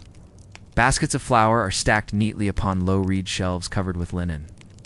Cloths, kneading bowls, scrubbed, clean, stand upside down, drying upon stone benches. Red mats swept clear of scattered flour and husks. The floor feels cool under bare feet, packed earth still damp in deepening shadows. The head baker moves quietly through the dim room, his hands brush over baskets, checking weight of remaining grain. His fingers Curl around clay jars, testing their cool, damp sides to judge if water will stay fresh till dawn. His eyes move calmly, noting placement of tools grinding. Stones and paddles lined in order for the morning. He breathes slowly, his chest rising and falling with the quiet rhythm of gathering night outside. The village grows silent. Chickens roost within reed coops. Goats lie curled upon straw mats there. Bellbells silent as they chew slowly, eyes half-closed, palm fronds rustle softly overhead, catching the first faint breeze of night, carrying scents of warm dust, river mud, and distant tamarisk flowers blooming pale against darkening sky. Imagine the baker stepping out into this evening. He stands for a moment beneath low lintel of the bakery door. His eyes lift to the sky where first stars appear, pinpoints of cold silver against indigo saptet. Sirius flickers low upon the horizon rising. To guide Nile floods her light, a promise of renewal and life. He walks along quiet alleys, past houses where oil lamps glow within small windows, casting golden squares of light upon dusty street walls painted with faint images of lotus flowers, and protective eyes of Horace children's voices drift through woven reed doors, singing soft evening songs learned from mothers and grandmothers, lullabies of river gods, sun gods, flood gods sung to calm thoughts and guide dreams towards peaceful sleep. His home, a small courtyard, shaded by tamarisk trees. His wife kneels upon woven mat, grinding coriander and garlic in basalt mortar, their scent sharp and warm. Drifting into night, his eldest daughter shapes flat rounds of barley dough, pressing them thin upon clay board, ready to bake upon hot stones set within small hearth near courtyard wall. His youngest son sits upon his knees, rubbing sleep from eyes, hair falling across his cheeks in soft dark curls. Imagine the baker sitting upon low stool, removing linen kilt, folding it neatly upon lap, his legs and arms darkened by sun and oven heat, streaked with pale flour dust and faint ashes. Feet are strong, calloused by years upon packed earth and hot stone floors. He breathes deeply, smelling coriander, garlic, wood smoke, and faint yeast lingering upon his skin. The smells of his day and his life they eat together quietly, dipping flat bread into small clay bowl of lentil stew at surface, shimmering with sesame oil dotted with chopped coriander. Leaves steam rises into cool evening air, carrying savory warmth that comforts and calms. They drink beer thick and sweet, brewed from barley and flavored with date syrup, its taste sour and deep with faint bitterness of ferment softened by smooth, heavy sweetness. After eating, the baker leans back against mud brick wall, watching sky darken fully above palm fronds. Stars glitter cold and countless across black velvet sky. Milky Way stretches from horizon to horizon, a pale river of silent light. Orion saw rises in eastbelt stars, bright and sharp, reminding him of Osiris, king of afterlife, whose yearly death and rebirth guide seasons, floods, and harvests. Imagine his thoughts drifting quietly as he watches night deepen. His eyelids grow heavy. Breath slows, chest rising and falling in calm, steady rhythm.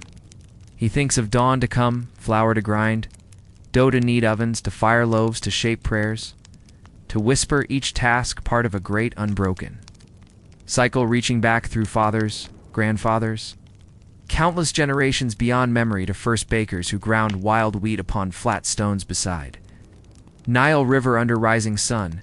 His wife sings softly to children a lullaby, older than temple walls, older than carved stones. Shining riverbanks, her voice blends with sighing breeze, rustling tamarisk leaves, with distant splash of fish breaking river surface, with faint hollow calls of night herons.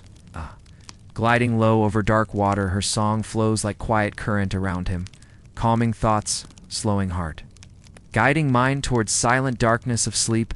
Imagine the bakery silent, now oven embers, glowing faint within dark room, baskets of flour resting, grinding stone cool and still wooden, paddles stacked neatly along clay wall, their smooth worn surfaces shining softly in pale starlight, falling through narrow vents. Scent of baked bread lingers warm and comforting, filling shadows with memory of days' quiet work. This is the life of an ancient Egyptian baker, a life of simple tasks done with care, of dawns filled with grinding and kneading, of afternoons scented with roasted grain and wood smoke, of evenings quiet with family warmth and silent prayers to gods whose names drift away into dark river of time, leaving behind only smell of fresh bread rising in silent ovens beneath eternal turning stars. Imagine the quiet before dawn along the banks of the Nile. Darkness still wraps the village in deep indigo. The river lies silent, its surface smooth as polished black stone. Faint breeze carries scents of cool water, damp mud, and lotus flowers drifting upon slow currents in a small brewery near the temple walls. Brewers are already awake, their bodies moving with calm, practiced rhythm as they begin their daily work. They wear simple linen kilts tied firmly at the waist, their hairs bound back with narrow strips of cloth. Their feet are bare upon packed earth floors, cool and faintly damp with nights lingering. Breath. The brewery is built from sun-baked mud brick. It's low. Ceilings supported by thick wooden beams. Walls are streaked with soot near the clay hearths and darkened with splashes of beer mash and wet grain. All one side stand tall red clay jars, their surfaces dark with moisture. Cool to touch. Each jar is plugged with tight-woven reed stoppers, sealed with clay to keep out insects, and dry air. Baskets of emmer, wheat, and barley sit piled near the hearth, covered with linen cloths to keep away mice and drifting dust. Their pale golden grains smell faintly sweet and earthy like summer fields warmed by sun. Imagine the head brewer, a broad-shouldered man, his skin darkened from years spent near smoking hearths and open courtyard fires. His arms are strong, marked with pale flour dust and faint scratches from cutting reeds. His hands are large, square-fingered, and gentle as he scoops handfuls of emmer wheat into a wide, shallow basket woven from palm fibers. He carries it to the grinding stone, where two young apprentices wait, kneeling upon reed mats. They begin to grind the grain using heavy oval stones, moving them back and forth with slow, even strokes. The sound is soft, rhythmic, like quiet waves upon riverbanks. Grit of stone against stone, grain cracking under steady pressure, releasing warm, sweet scent that rises into still, cool air of the brewery nearby. Another apprentice mixes yesterday's ground flour with river water in a large clay basin. His hands move in slow circles, fingers curling and folding the slurry until it thickens to coarse dough. He lifts portions of this dough, shaping them into small, round loaves, each pressed gently into flat discs. Ace will be baked lightly upon clay hearths to create malted bread, the foundation of beer. Imagine the smell of baking malt bread, rich, warm, slightly sour, mixed with faint bitter sweetness of sprouting grain. The hearth's small flames flicker orange and gold, casting moving shadows along mud brick walls. Smoke drifts upwards through narrow vents cut near the roof, carrying scent of roasting barley and damp wood into pre-dawn darkness.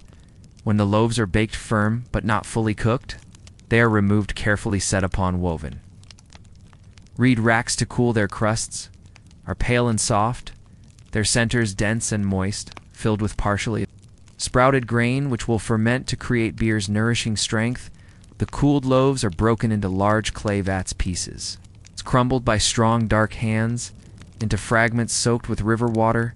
The apprentices pour water from tall jars there, thin streams splashing against clay vat sides, mixing with crumbled bread to form thick, rich mash that smells of grain, yeast, and damp earth. Imagine the brewers kneeling beside these vats, their arms plunged deep within warm, wet mash, stirring with slow circular motions. Their muscles ripple under smooth, sun-dark skin. Their breath flows in calm, quiet rhythm, matching the pace of stirring. In and out, the smell rises around them, dense and comforting, a scent of life and daily labor as old as the Nile's eternal current. Dates are added to some vats, dark sticky fruit, chopped finely upon basalt slabs, their sweetness deepening beer's flavor and strengthening its ferment. Dates glisten under flickering lamplight, their skins dark mahogany, their flesh golden brown and sticky with syrup. As head brewer moves among his men, his eyes calm and focused, checking the texture of mash, inhaling its scent, judging when fermentation will begin. His hands touch each vat rim, feeling warmth of mixture within his ears. Listen to faint bubbling sounds as wild yeast begins. Right. It's silent work, transforming grain and water into sacred, nourishing beery. Imagine the stillness of brewery courtyard. As dawn approaches, stars fade slowly overhead. The sky turns pale gray, then faint rose.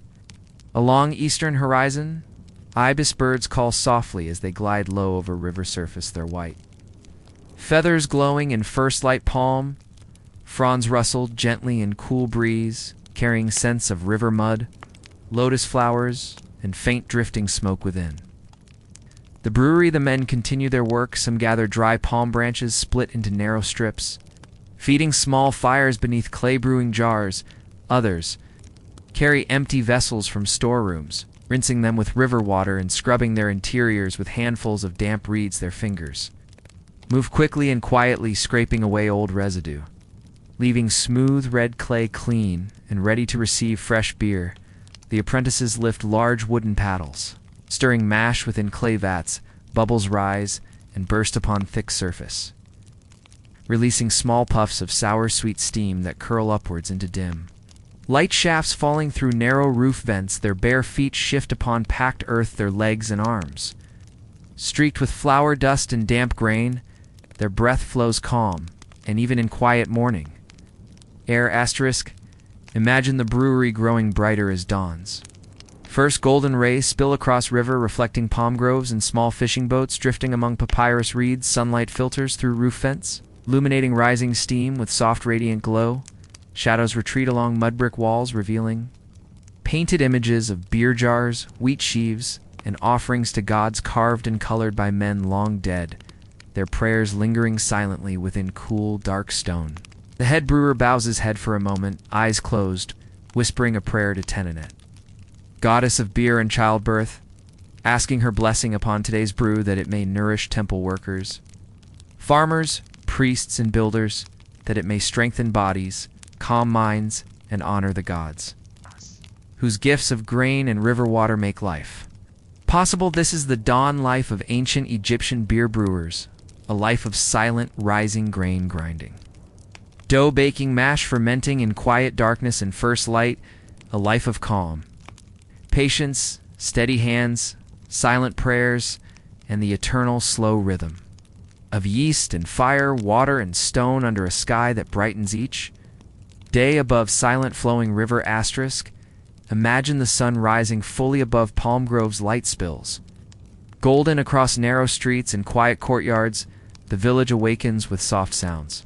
Goats bleating, chickens scratching, children laughing as they chase each other along dusty paths, their feet kicking up small clouds of pale sand. Women sweep courtyards with stiff grass brooms, their linen dresses rustling faintly as they move within.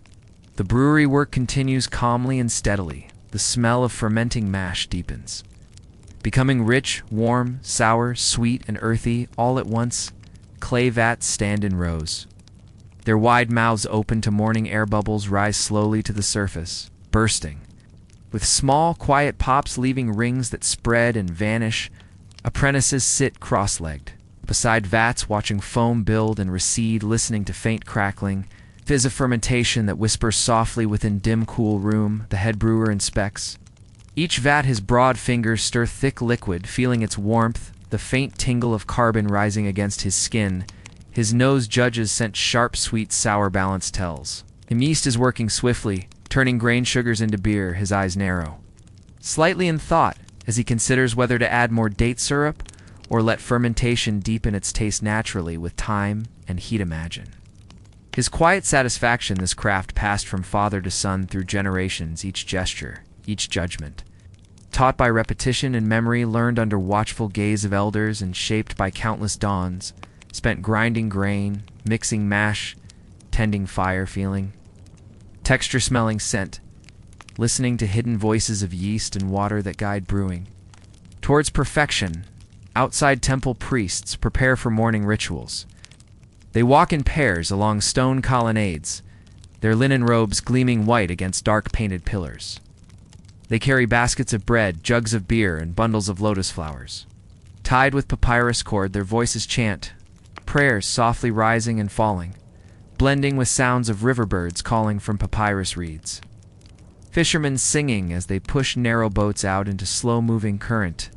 Imagine the priests entering shadowed temple halls, cool stone beneath their bare feet, incense smoke curling upwards from bronze burners, filling air with sweet, sharp scent of frankincense, myrrh, and kiffy. Their prayers echo softly among towering columns painted with images of gods. Horus, Isis, Osiris, and Anubis Ra, each figure calm and silent, gazing down upon offerings carried by steady, reverent hands within. The brewery apprentices pour thick, fermenting beer mash into tall, narrow-necked jars. Their hands are sure and careful, too. Keep foam from spilling over jar rims. Their skin shines with faint sweat from warm, humid air scented with yeast and damp clay. Their fingers move quickly, tying reed stoppers into place, sealing each jar with river clay to keep freshness and protect. From insects, imagine rows of jars lined neatly along mud brick wall, their rounded bodies. Glowing red-brown and slanting morning light, each filled with thick, cloudy beer rich with nutrients sharp with sour yeast sweetness, deepened by dates and fermented barley. This beer will feed temple workers, bakers, brickmakers, and priests, its warmth and nourishment sustaining strength under harsh midday sun.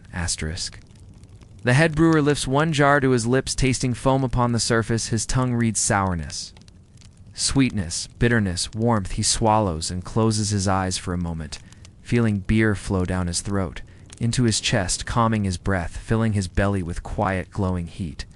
His mind rests in silent gratitude for yeast god's grain river. And sun, he sets jar aside and bows his head, whispering prayer to Hathor, goddess of music, dance, fertility, and beer, asking her blessing upon this day, upon his hands, his apprentices, their families, upon temple workers whose sweat builds monuments, upon farmers whose labor feeds the land, upon priests whose prayers hold mat and balance, upon river whose waters bring life. Each season, imagine the apprentices washing clay vats after filling jars. Their hands scrub smooth red walls with handfuls of damp reeds. Water splashes across packed earth's floor, mixing with spilled grain husks and foam to form thin, fragrant paste that smells of sour beer, river clay, and crushed reeds. Their bare feet move through dampness with silent ease. Their arms, strong and tireless, their minds quiet, focused upon rhythm of work that shapes each day into calm purpose outside. The sun climbs higher, heat builds within narrow streets, shadows shorten upon temple walls, palm fronds rustle softly in faint breeze. Cicadas begin their dry, rhythmic song, rising and falling in shimmering waves of sound that echo along stone colonnades and through mud brick. Alleys carrying scent of warming river water and distant lotus ponds opening their pale, fragrant blooms. To midday light within the brewery, fires or banked embers smolder beneath. Clay hearths ready to bake more malt loaves for tomorrow's mash. Grinding stones are brushed clean of stray. Grain powder stacked neatly upon reed racks, paddles, baskets, and jars are washed and lined along walls, tools waiting in silent readiness for dawn. Imagine the head brewer sitting upon low, three-legged stool, near open doorway. Breeze flows across his face, cooling sweat upon brow, bringing scent of river water and distant temple incense. His chest rises and falls slowly, his eyes, half-closed hands resting open upon broad knees, fingers stained faintly with flour, date, syrup, and clay. His breath is calm, even quiet, like slow current of Nile beneath pale midday. Son, this is the life of ancient Egyptian beer brewers, a life of dawn-grinding sun, baking quiet, fermenting sour, sweet scent, and silent prayer. A life woven from river grain, fire, yeast, water, and time under eternal sky, turning each day upon silent, flowing river towards night and dawn again forever. Imagine afternoon settling upon the brewery, shadows lengthen across packed earth floors, sunlight slants through narrow vents near ceiling, casting golden bars upon clay vats and woven red baskets. Air is warm, thick with scent of fermenting grain. Sour, sweet, yeasty, and comforting apprentices move quietly among vats, checking foam levels, tapping jar sides, listening to hollow resonance that tells them fermentation is strong and healthy. One apprentice lifts a jar, tipping it carefully to inspect. Thickness of mash within his arms are strong muscles shaped by years of lifting. Needing stirring, grinding, his skin shines with fine sheen of sweat streaked with flour dust and dried foam. His breath flows calm and steady, chest rising and falling. in quiet rhythm that matches silent pulse of yeast working within clay jars outside. Palm fronds sway in soft breeze. River flows slow and dark between reed banks. Fishermen pull nets through quiet. Water ibis birds stand among papyrus roots dipping, curved beaks into shallows. Their white feathers glow brilliant. Against green shadows, temple bells sound faintly calling priests to afternoon. Prayers echoing along stone colonnades into silent blue sky. Imagine the head brewer standing near open doorway, his eyes gaze across courtyard towards river, his mind is quiet thoughts drifting like lotus petals upon still water. He feels warmth of sun upon bare shoulders, smells sweet sharp yeast and damp clay, hears quiet murmurs of apprentices working. Behind him feels rough texture of woven reed mat beneath his feet. Each sense anchors him within calm, unbroken present. He turns and walks slowly among vats, dipping broad square fingers into thick foaming mash, lifting them to lips tasting sourness, sweetness, bitterness, warmth. Each taste tells him story of yeast's secret work, hidden within dark silent depths of clay. His tongue reads balance, judges readiness, decides whether to let fermentation deepen or end this ancient dialogue between grain, water, and life unseen. Imagine apprentices gathering spent mash from vats, scooping thick grain-rich mixture into large reed baskets. They carry them outside into bright sun, laying damp heavy mash upon wide woven racks to dry under hot sky.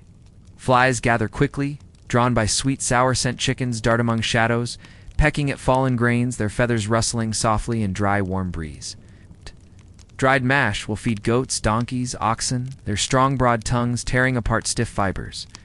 Chewing slowly under shade of tamarisk trees, in return these animals pull plows, grind grain, carry baskets of barley and emmer from fields to granaries. Their lives woven silently into cycle of beer and bread that feeds temples, villages, and families. Each day, imagine the quiet gratitude within each task. The apprentice's arms move steadily, shoulders flexing as they lift carry spread fingers. Brush warm drying mash across reed racks. Their breath flows evenly, minds calm, eyes soft with simple. Focus upon work that nourishes God's men and animals alike. Within the brewery, clay vats are rinsed with river water. Apprentices scrub smooth interiors with handfuls of stiff reeds, dipping them into cool water, then rubbing hard against curved clay. Walls scraping away foam residue, spent yeast, old grain scent of river water blends with yeast and clay, rising into warm dim air, soothing, calming, grounding every breath in ancient earthy memory. Head brewer sits upon low stool near doorway, eyes half-closed, chest rising and falling in slow rhythm. Breeze flows across his face, carrying scents of river mud, distant lotus flowers. Warming stone from temple walls, his fingers rest lightly upon broad knees, palms open, skin dark stained with date. Syrup, clay, yeast, flour, each mark a testament to life of silent labor and quiet devotion. Imagine his thoughts drifting back through years of brewing, mornings grinding grain, shaping malt loaves, afternoons stirring mash, lifting jars, tasting foam, evenings sitting beside hearth fires, drinking thick sweet beer with wife and children, their laughter quiet and soft under dark. Sky scattered with stars, each memory floats gently through mind like papyrus skiff, drifting upon silent current of Nile. Outside sun lowers towards western horizon, shadows stretch long and soft across village courtyards. Temple pylons glow deep red under fading light. Priests carry offerings into shadowed halls, beer, bread, dates, figs, lotus flowers, incense there. Voices rise in low chants, calling upon gods of river, sky, flood, sun, grain, death, rebirth, prayers blending with cicada songs, rustling reeds, quiet ripple of river flowing dark and eternal beneath silent flaming sky. Imagine final tasks of day within. Brewery jars sealed with reed stoppers, pressed down tight, coated with damp clay to keep freshness. Embers beneath clay hearths are banked with damp ash to hold warmth until dawn. Grinding stones brushed clean and stacked upon reed mats. Paddles, baskets, and stirring rods washed with river water set neatly along mud brick walls, their polished wood surfaces glowing faintly in dim amber. Light apprentices kneel upon packed earth floor, heads bowed, hands resting upon thighs, eyes closed, breathing. Slow and deep-head brewer murmurs prayer to Tenenet, goddess of beer, childbirth nourishment. His voice is low, steady, each word flows like smooth dark beer from clay. Jar quiet blessing upon yeast, upon river, upon grain, upon each silent life that turns earth and water into strength and peace. Imagine night falling cool and deep over village sky darkens to deep indigo, scattered with bright silent stars. Moon rises pale and calm above palm groves, casting silver light across still river surface. Frogs croak softly among reeds, distant jackal calls echo across quiet fields. Smoke from evening hearth fires drifts into sky carrying scents of wood. Ash barley bread, lentil stew, roasted garlic, warm calming. Nourishing this is life of ancient Egyptian. Beer brewers a life of dawn, darkness, grain grinding, sun warmth, yeast, fermenting sour sweet foam prayers. Whispered into dim cool air, evening rest under silent, eternal. Sky chest rising and falling in calm, slow rhythm, like quiet dark river flowing. Forever beneath shining, scattered stars, asterisk, imagine. The cool hush of night settling fully over the village, stars glitter cold and countless. Across dark velvet sky, breeze flows softly through palm fronds, rustling them with quiet-sized river drifts. Smooth and silent between reed banks, its surface black, as polished obsidian reflecting scattered. Silver pinpoints of distant suns within the brewery, the head brewer remains seated upon low stool near doorway. His apprentices have gone to there. Home silent figures slipping away into narrow alleys, carrying baskets of flat barley bread and jars of thick sweet beer to waiting families. Courtyard is empty, quiet, filled only with faint crackle of cooling hearth embers and soft whisper of wind through tamarisk branches overhead. He sits still, eyes half closed, breath moving slow and deep, chest rising and falling in steady, calm rhythm, thoughts drifting like lotus petals. Upon river current he feels weight of day in his shoulders, arms. Hands, fingers, each muscle softening, releasing tension into earth beneath feet. His palms rest open upon knees. Broad, square fingers stained with flour, yeast, clay date. Syrup each mark a quiet memory of life lived through simple, nourishing work. Imagine. His mind wandering back through years to mornings when he was young, grinding grain beside father, kneading mash with small, tired hands. Learning tastes of foam, smell of fermenting yeast, warmth of clay vats, cool dampness of river water, dripping from reed baskets, his father's voice low and calm, teaching prayers to Tenenet Hathor. Osiris teaching silent patience, careful observation, respect for gods. River grain yeast and time asterisk outside village sleeps. Quiet children curl upon reed mats beneath. Tamarisk shade their hair, smells of wood smoke and river water. Mothers sing low lullabies, voices blending with soft night sounds. Frogs calling among lotus ponds, cicadas buzzing in steady faint chorus along dark fields. Goats shift softly upon straw. Beds, bells chiming with hollow muted music beneath star-scattered sky. Imagine, head brewer rising slowly, feet pressing firmly into cool, packed earth floor. He moves among clay vats, checking each sealed jar with gentle touch, listening to hollow, weighty sound of full vessel cooled by night air. His broad fingers press down upon reed stoppers, feeling firmness of damp clay seals, knowing they will hold until dawn, keeps freshness and life within each jar. He kneels beside tall red clay jar near hearth, dips bronze cup into thick warm beer, lifts it to lips. Foam brushes skin cool and sour sweet taste fills. Mouth tongue reads. Bitterness of sprouted barley, smoothness of mashed dates. Bright bite of wild yeast, fermented strong and true he swallows. Slowly feeling warmth spread down throat into chest, belly, arms. Quiet strength, soft glowing. Imagine him murmuring prayer beneath breath voice. Barely audible blending with whisper of wind through narrow roof vents. Thank you, Tenenet, for yeast. In life, thank you, Hathor, for sweetness and joy. Thank you, Osiris, for grain and earth. Thank you, river, for water. Thank you, sun, for warmth. Thank you, stars, for silent watch above each word. It flows smooth and even like beer from tilted jar. He sets cup aside and stands stretching arms towards high, dark roof, feeling joints. Loosen muscles lengthen his body, shaped by years of grinding, kneading, stirring, lifting, tasting, blessing his. Breath flows steady in and out, chest rising and falling like quiet. Dark river beneath silent turning sky. Imagine the quiet darkness before dawn, along the wide, slow-moving river. The sky is deep indigo overhead, stars glitter faint and cold while along the eastern horizon. A thin, pale gray begins to rise slowly, promising coming light and warmth. Air is cool with night's breath carrying scents of river water, damp mud lotus flowers, sleeping closed upon still currents in. A small reed hut near the riverbank, fishermen begin to stir their bodies, move with silent, practiced ease shaped by years. Of rising before dawn, their skin smells of cool river water, palm rope, and faint wood smoke from last night's small hearth fire. They wear simple linen kilts tied at the waist, their hair bound back with strips of cloth to keep it from eyes and mouth as they work. Imagine one fisherman kneeling upon packed earth floor, his hands skilled and calm as he ties thin palm.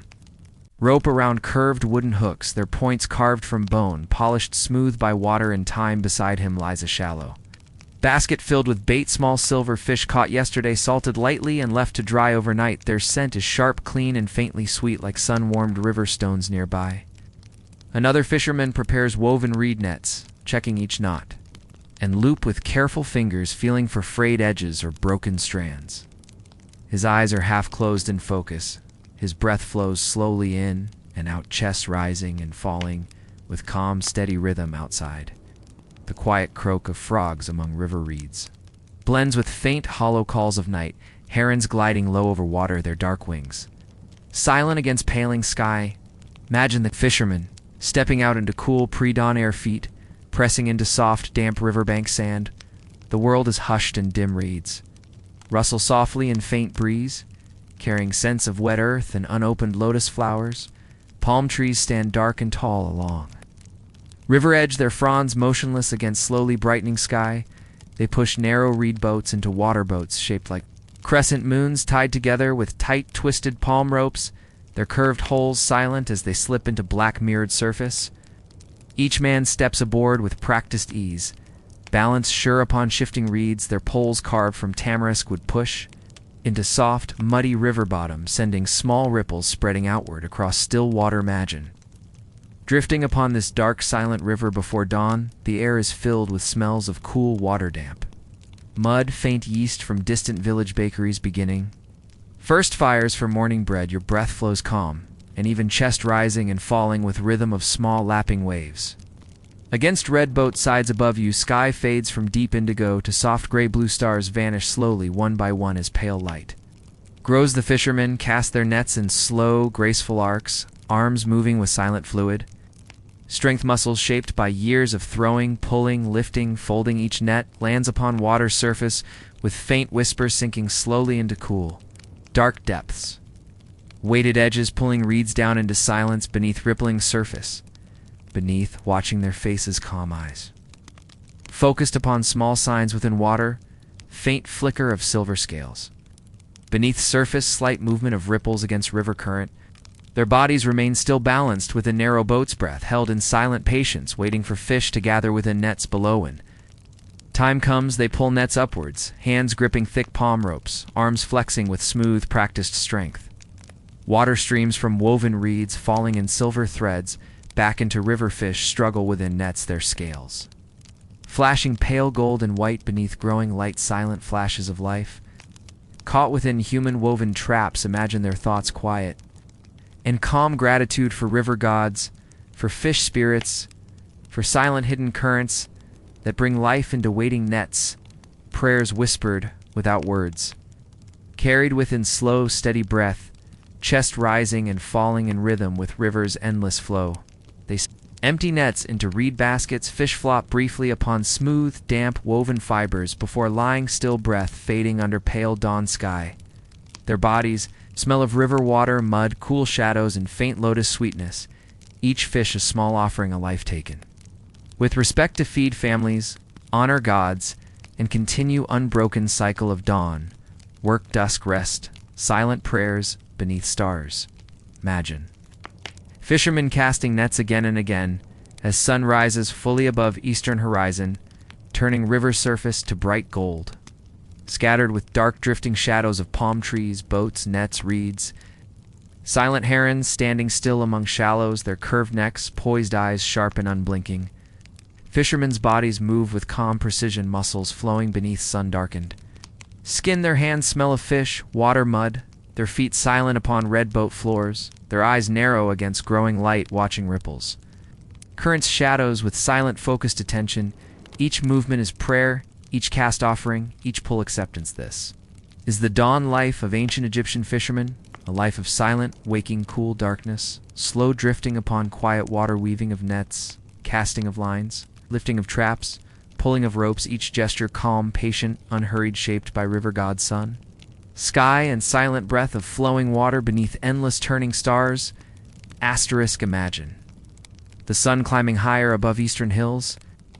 Its light deepens from pale gold to bright white, warming the river's smooth surface, turning it into a shimmering path of liquid. Light breeze stirs among palm fronds, rustling leaves with soft sighs, carrying scents of warming mud, sun-baked reeds, and faint sweetness of lotus blooms opening wide under daylight. The fishermen work quietly. Their boats drift slowly along. Reed-lined banks, nets, trailing behind, catching small silver fish that flicker and twist within woven reeds their scales. Flash and bright sun, pale gold and white and faint rose, pink, each fish a silent offering from river to hands that lift them. Into reed baskets with calm respect, imagine their thoughts, quiet and simple gratitude to Hapi, god of Nile, for his waters that bring life to grain reeds. Fish, frogs, lotus flowers, prayers whispered without words spoken, only in slow, calm breath chest. Rising and falling like small ripples upon river surface, sun warms their backs, muscles move with smooth, silent ease. Shaped by years of casting, pulling, lifting, folding, each movement unhurried, steady as time itself, they steer boats into shallows, where papyrus thickets grow tall and green stalks rustle in breeze, brushing against boat sides with hollow whispering sounds here. They check woven reed traps set yesterday, submerged among roots weighted with smooth river stones. Traps glisten. Wet with cool shadows, small fish dart inside, trapped by narrow openings, their bodies shine like tiny moving jewels within clear water. Imagine the fishermen reaching down, strong arms submerged in cool current, fingers feeling rough woven reeds lifting. Traps slowly, careful not to spill struggling fish into river. Each trap emptied into wide, shallow baskets. Fish flop and twist for a moment, then lie still.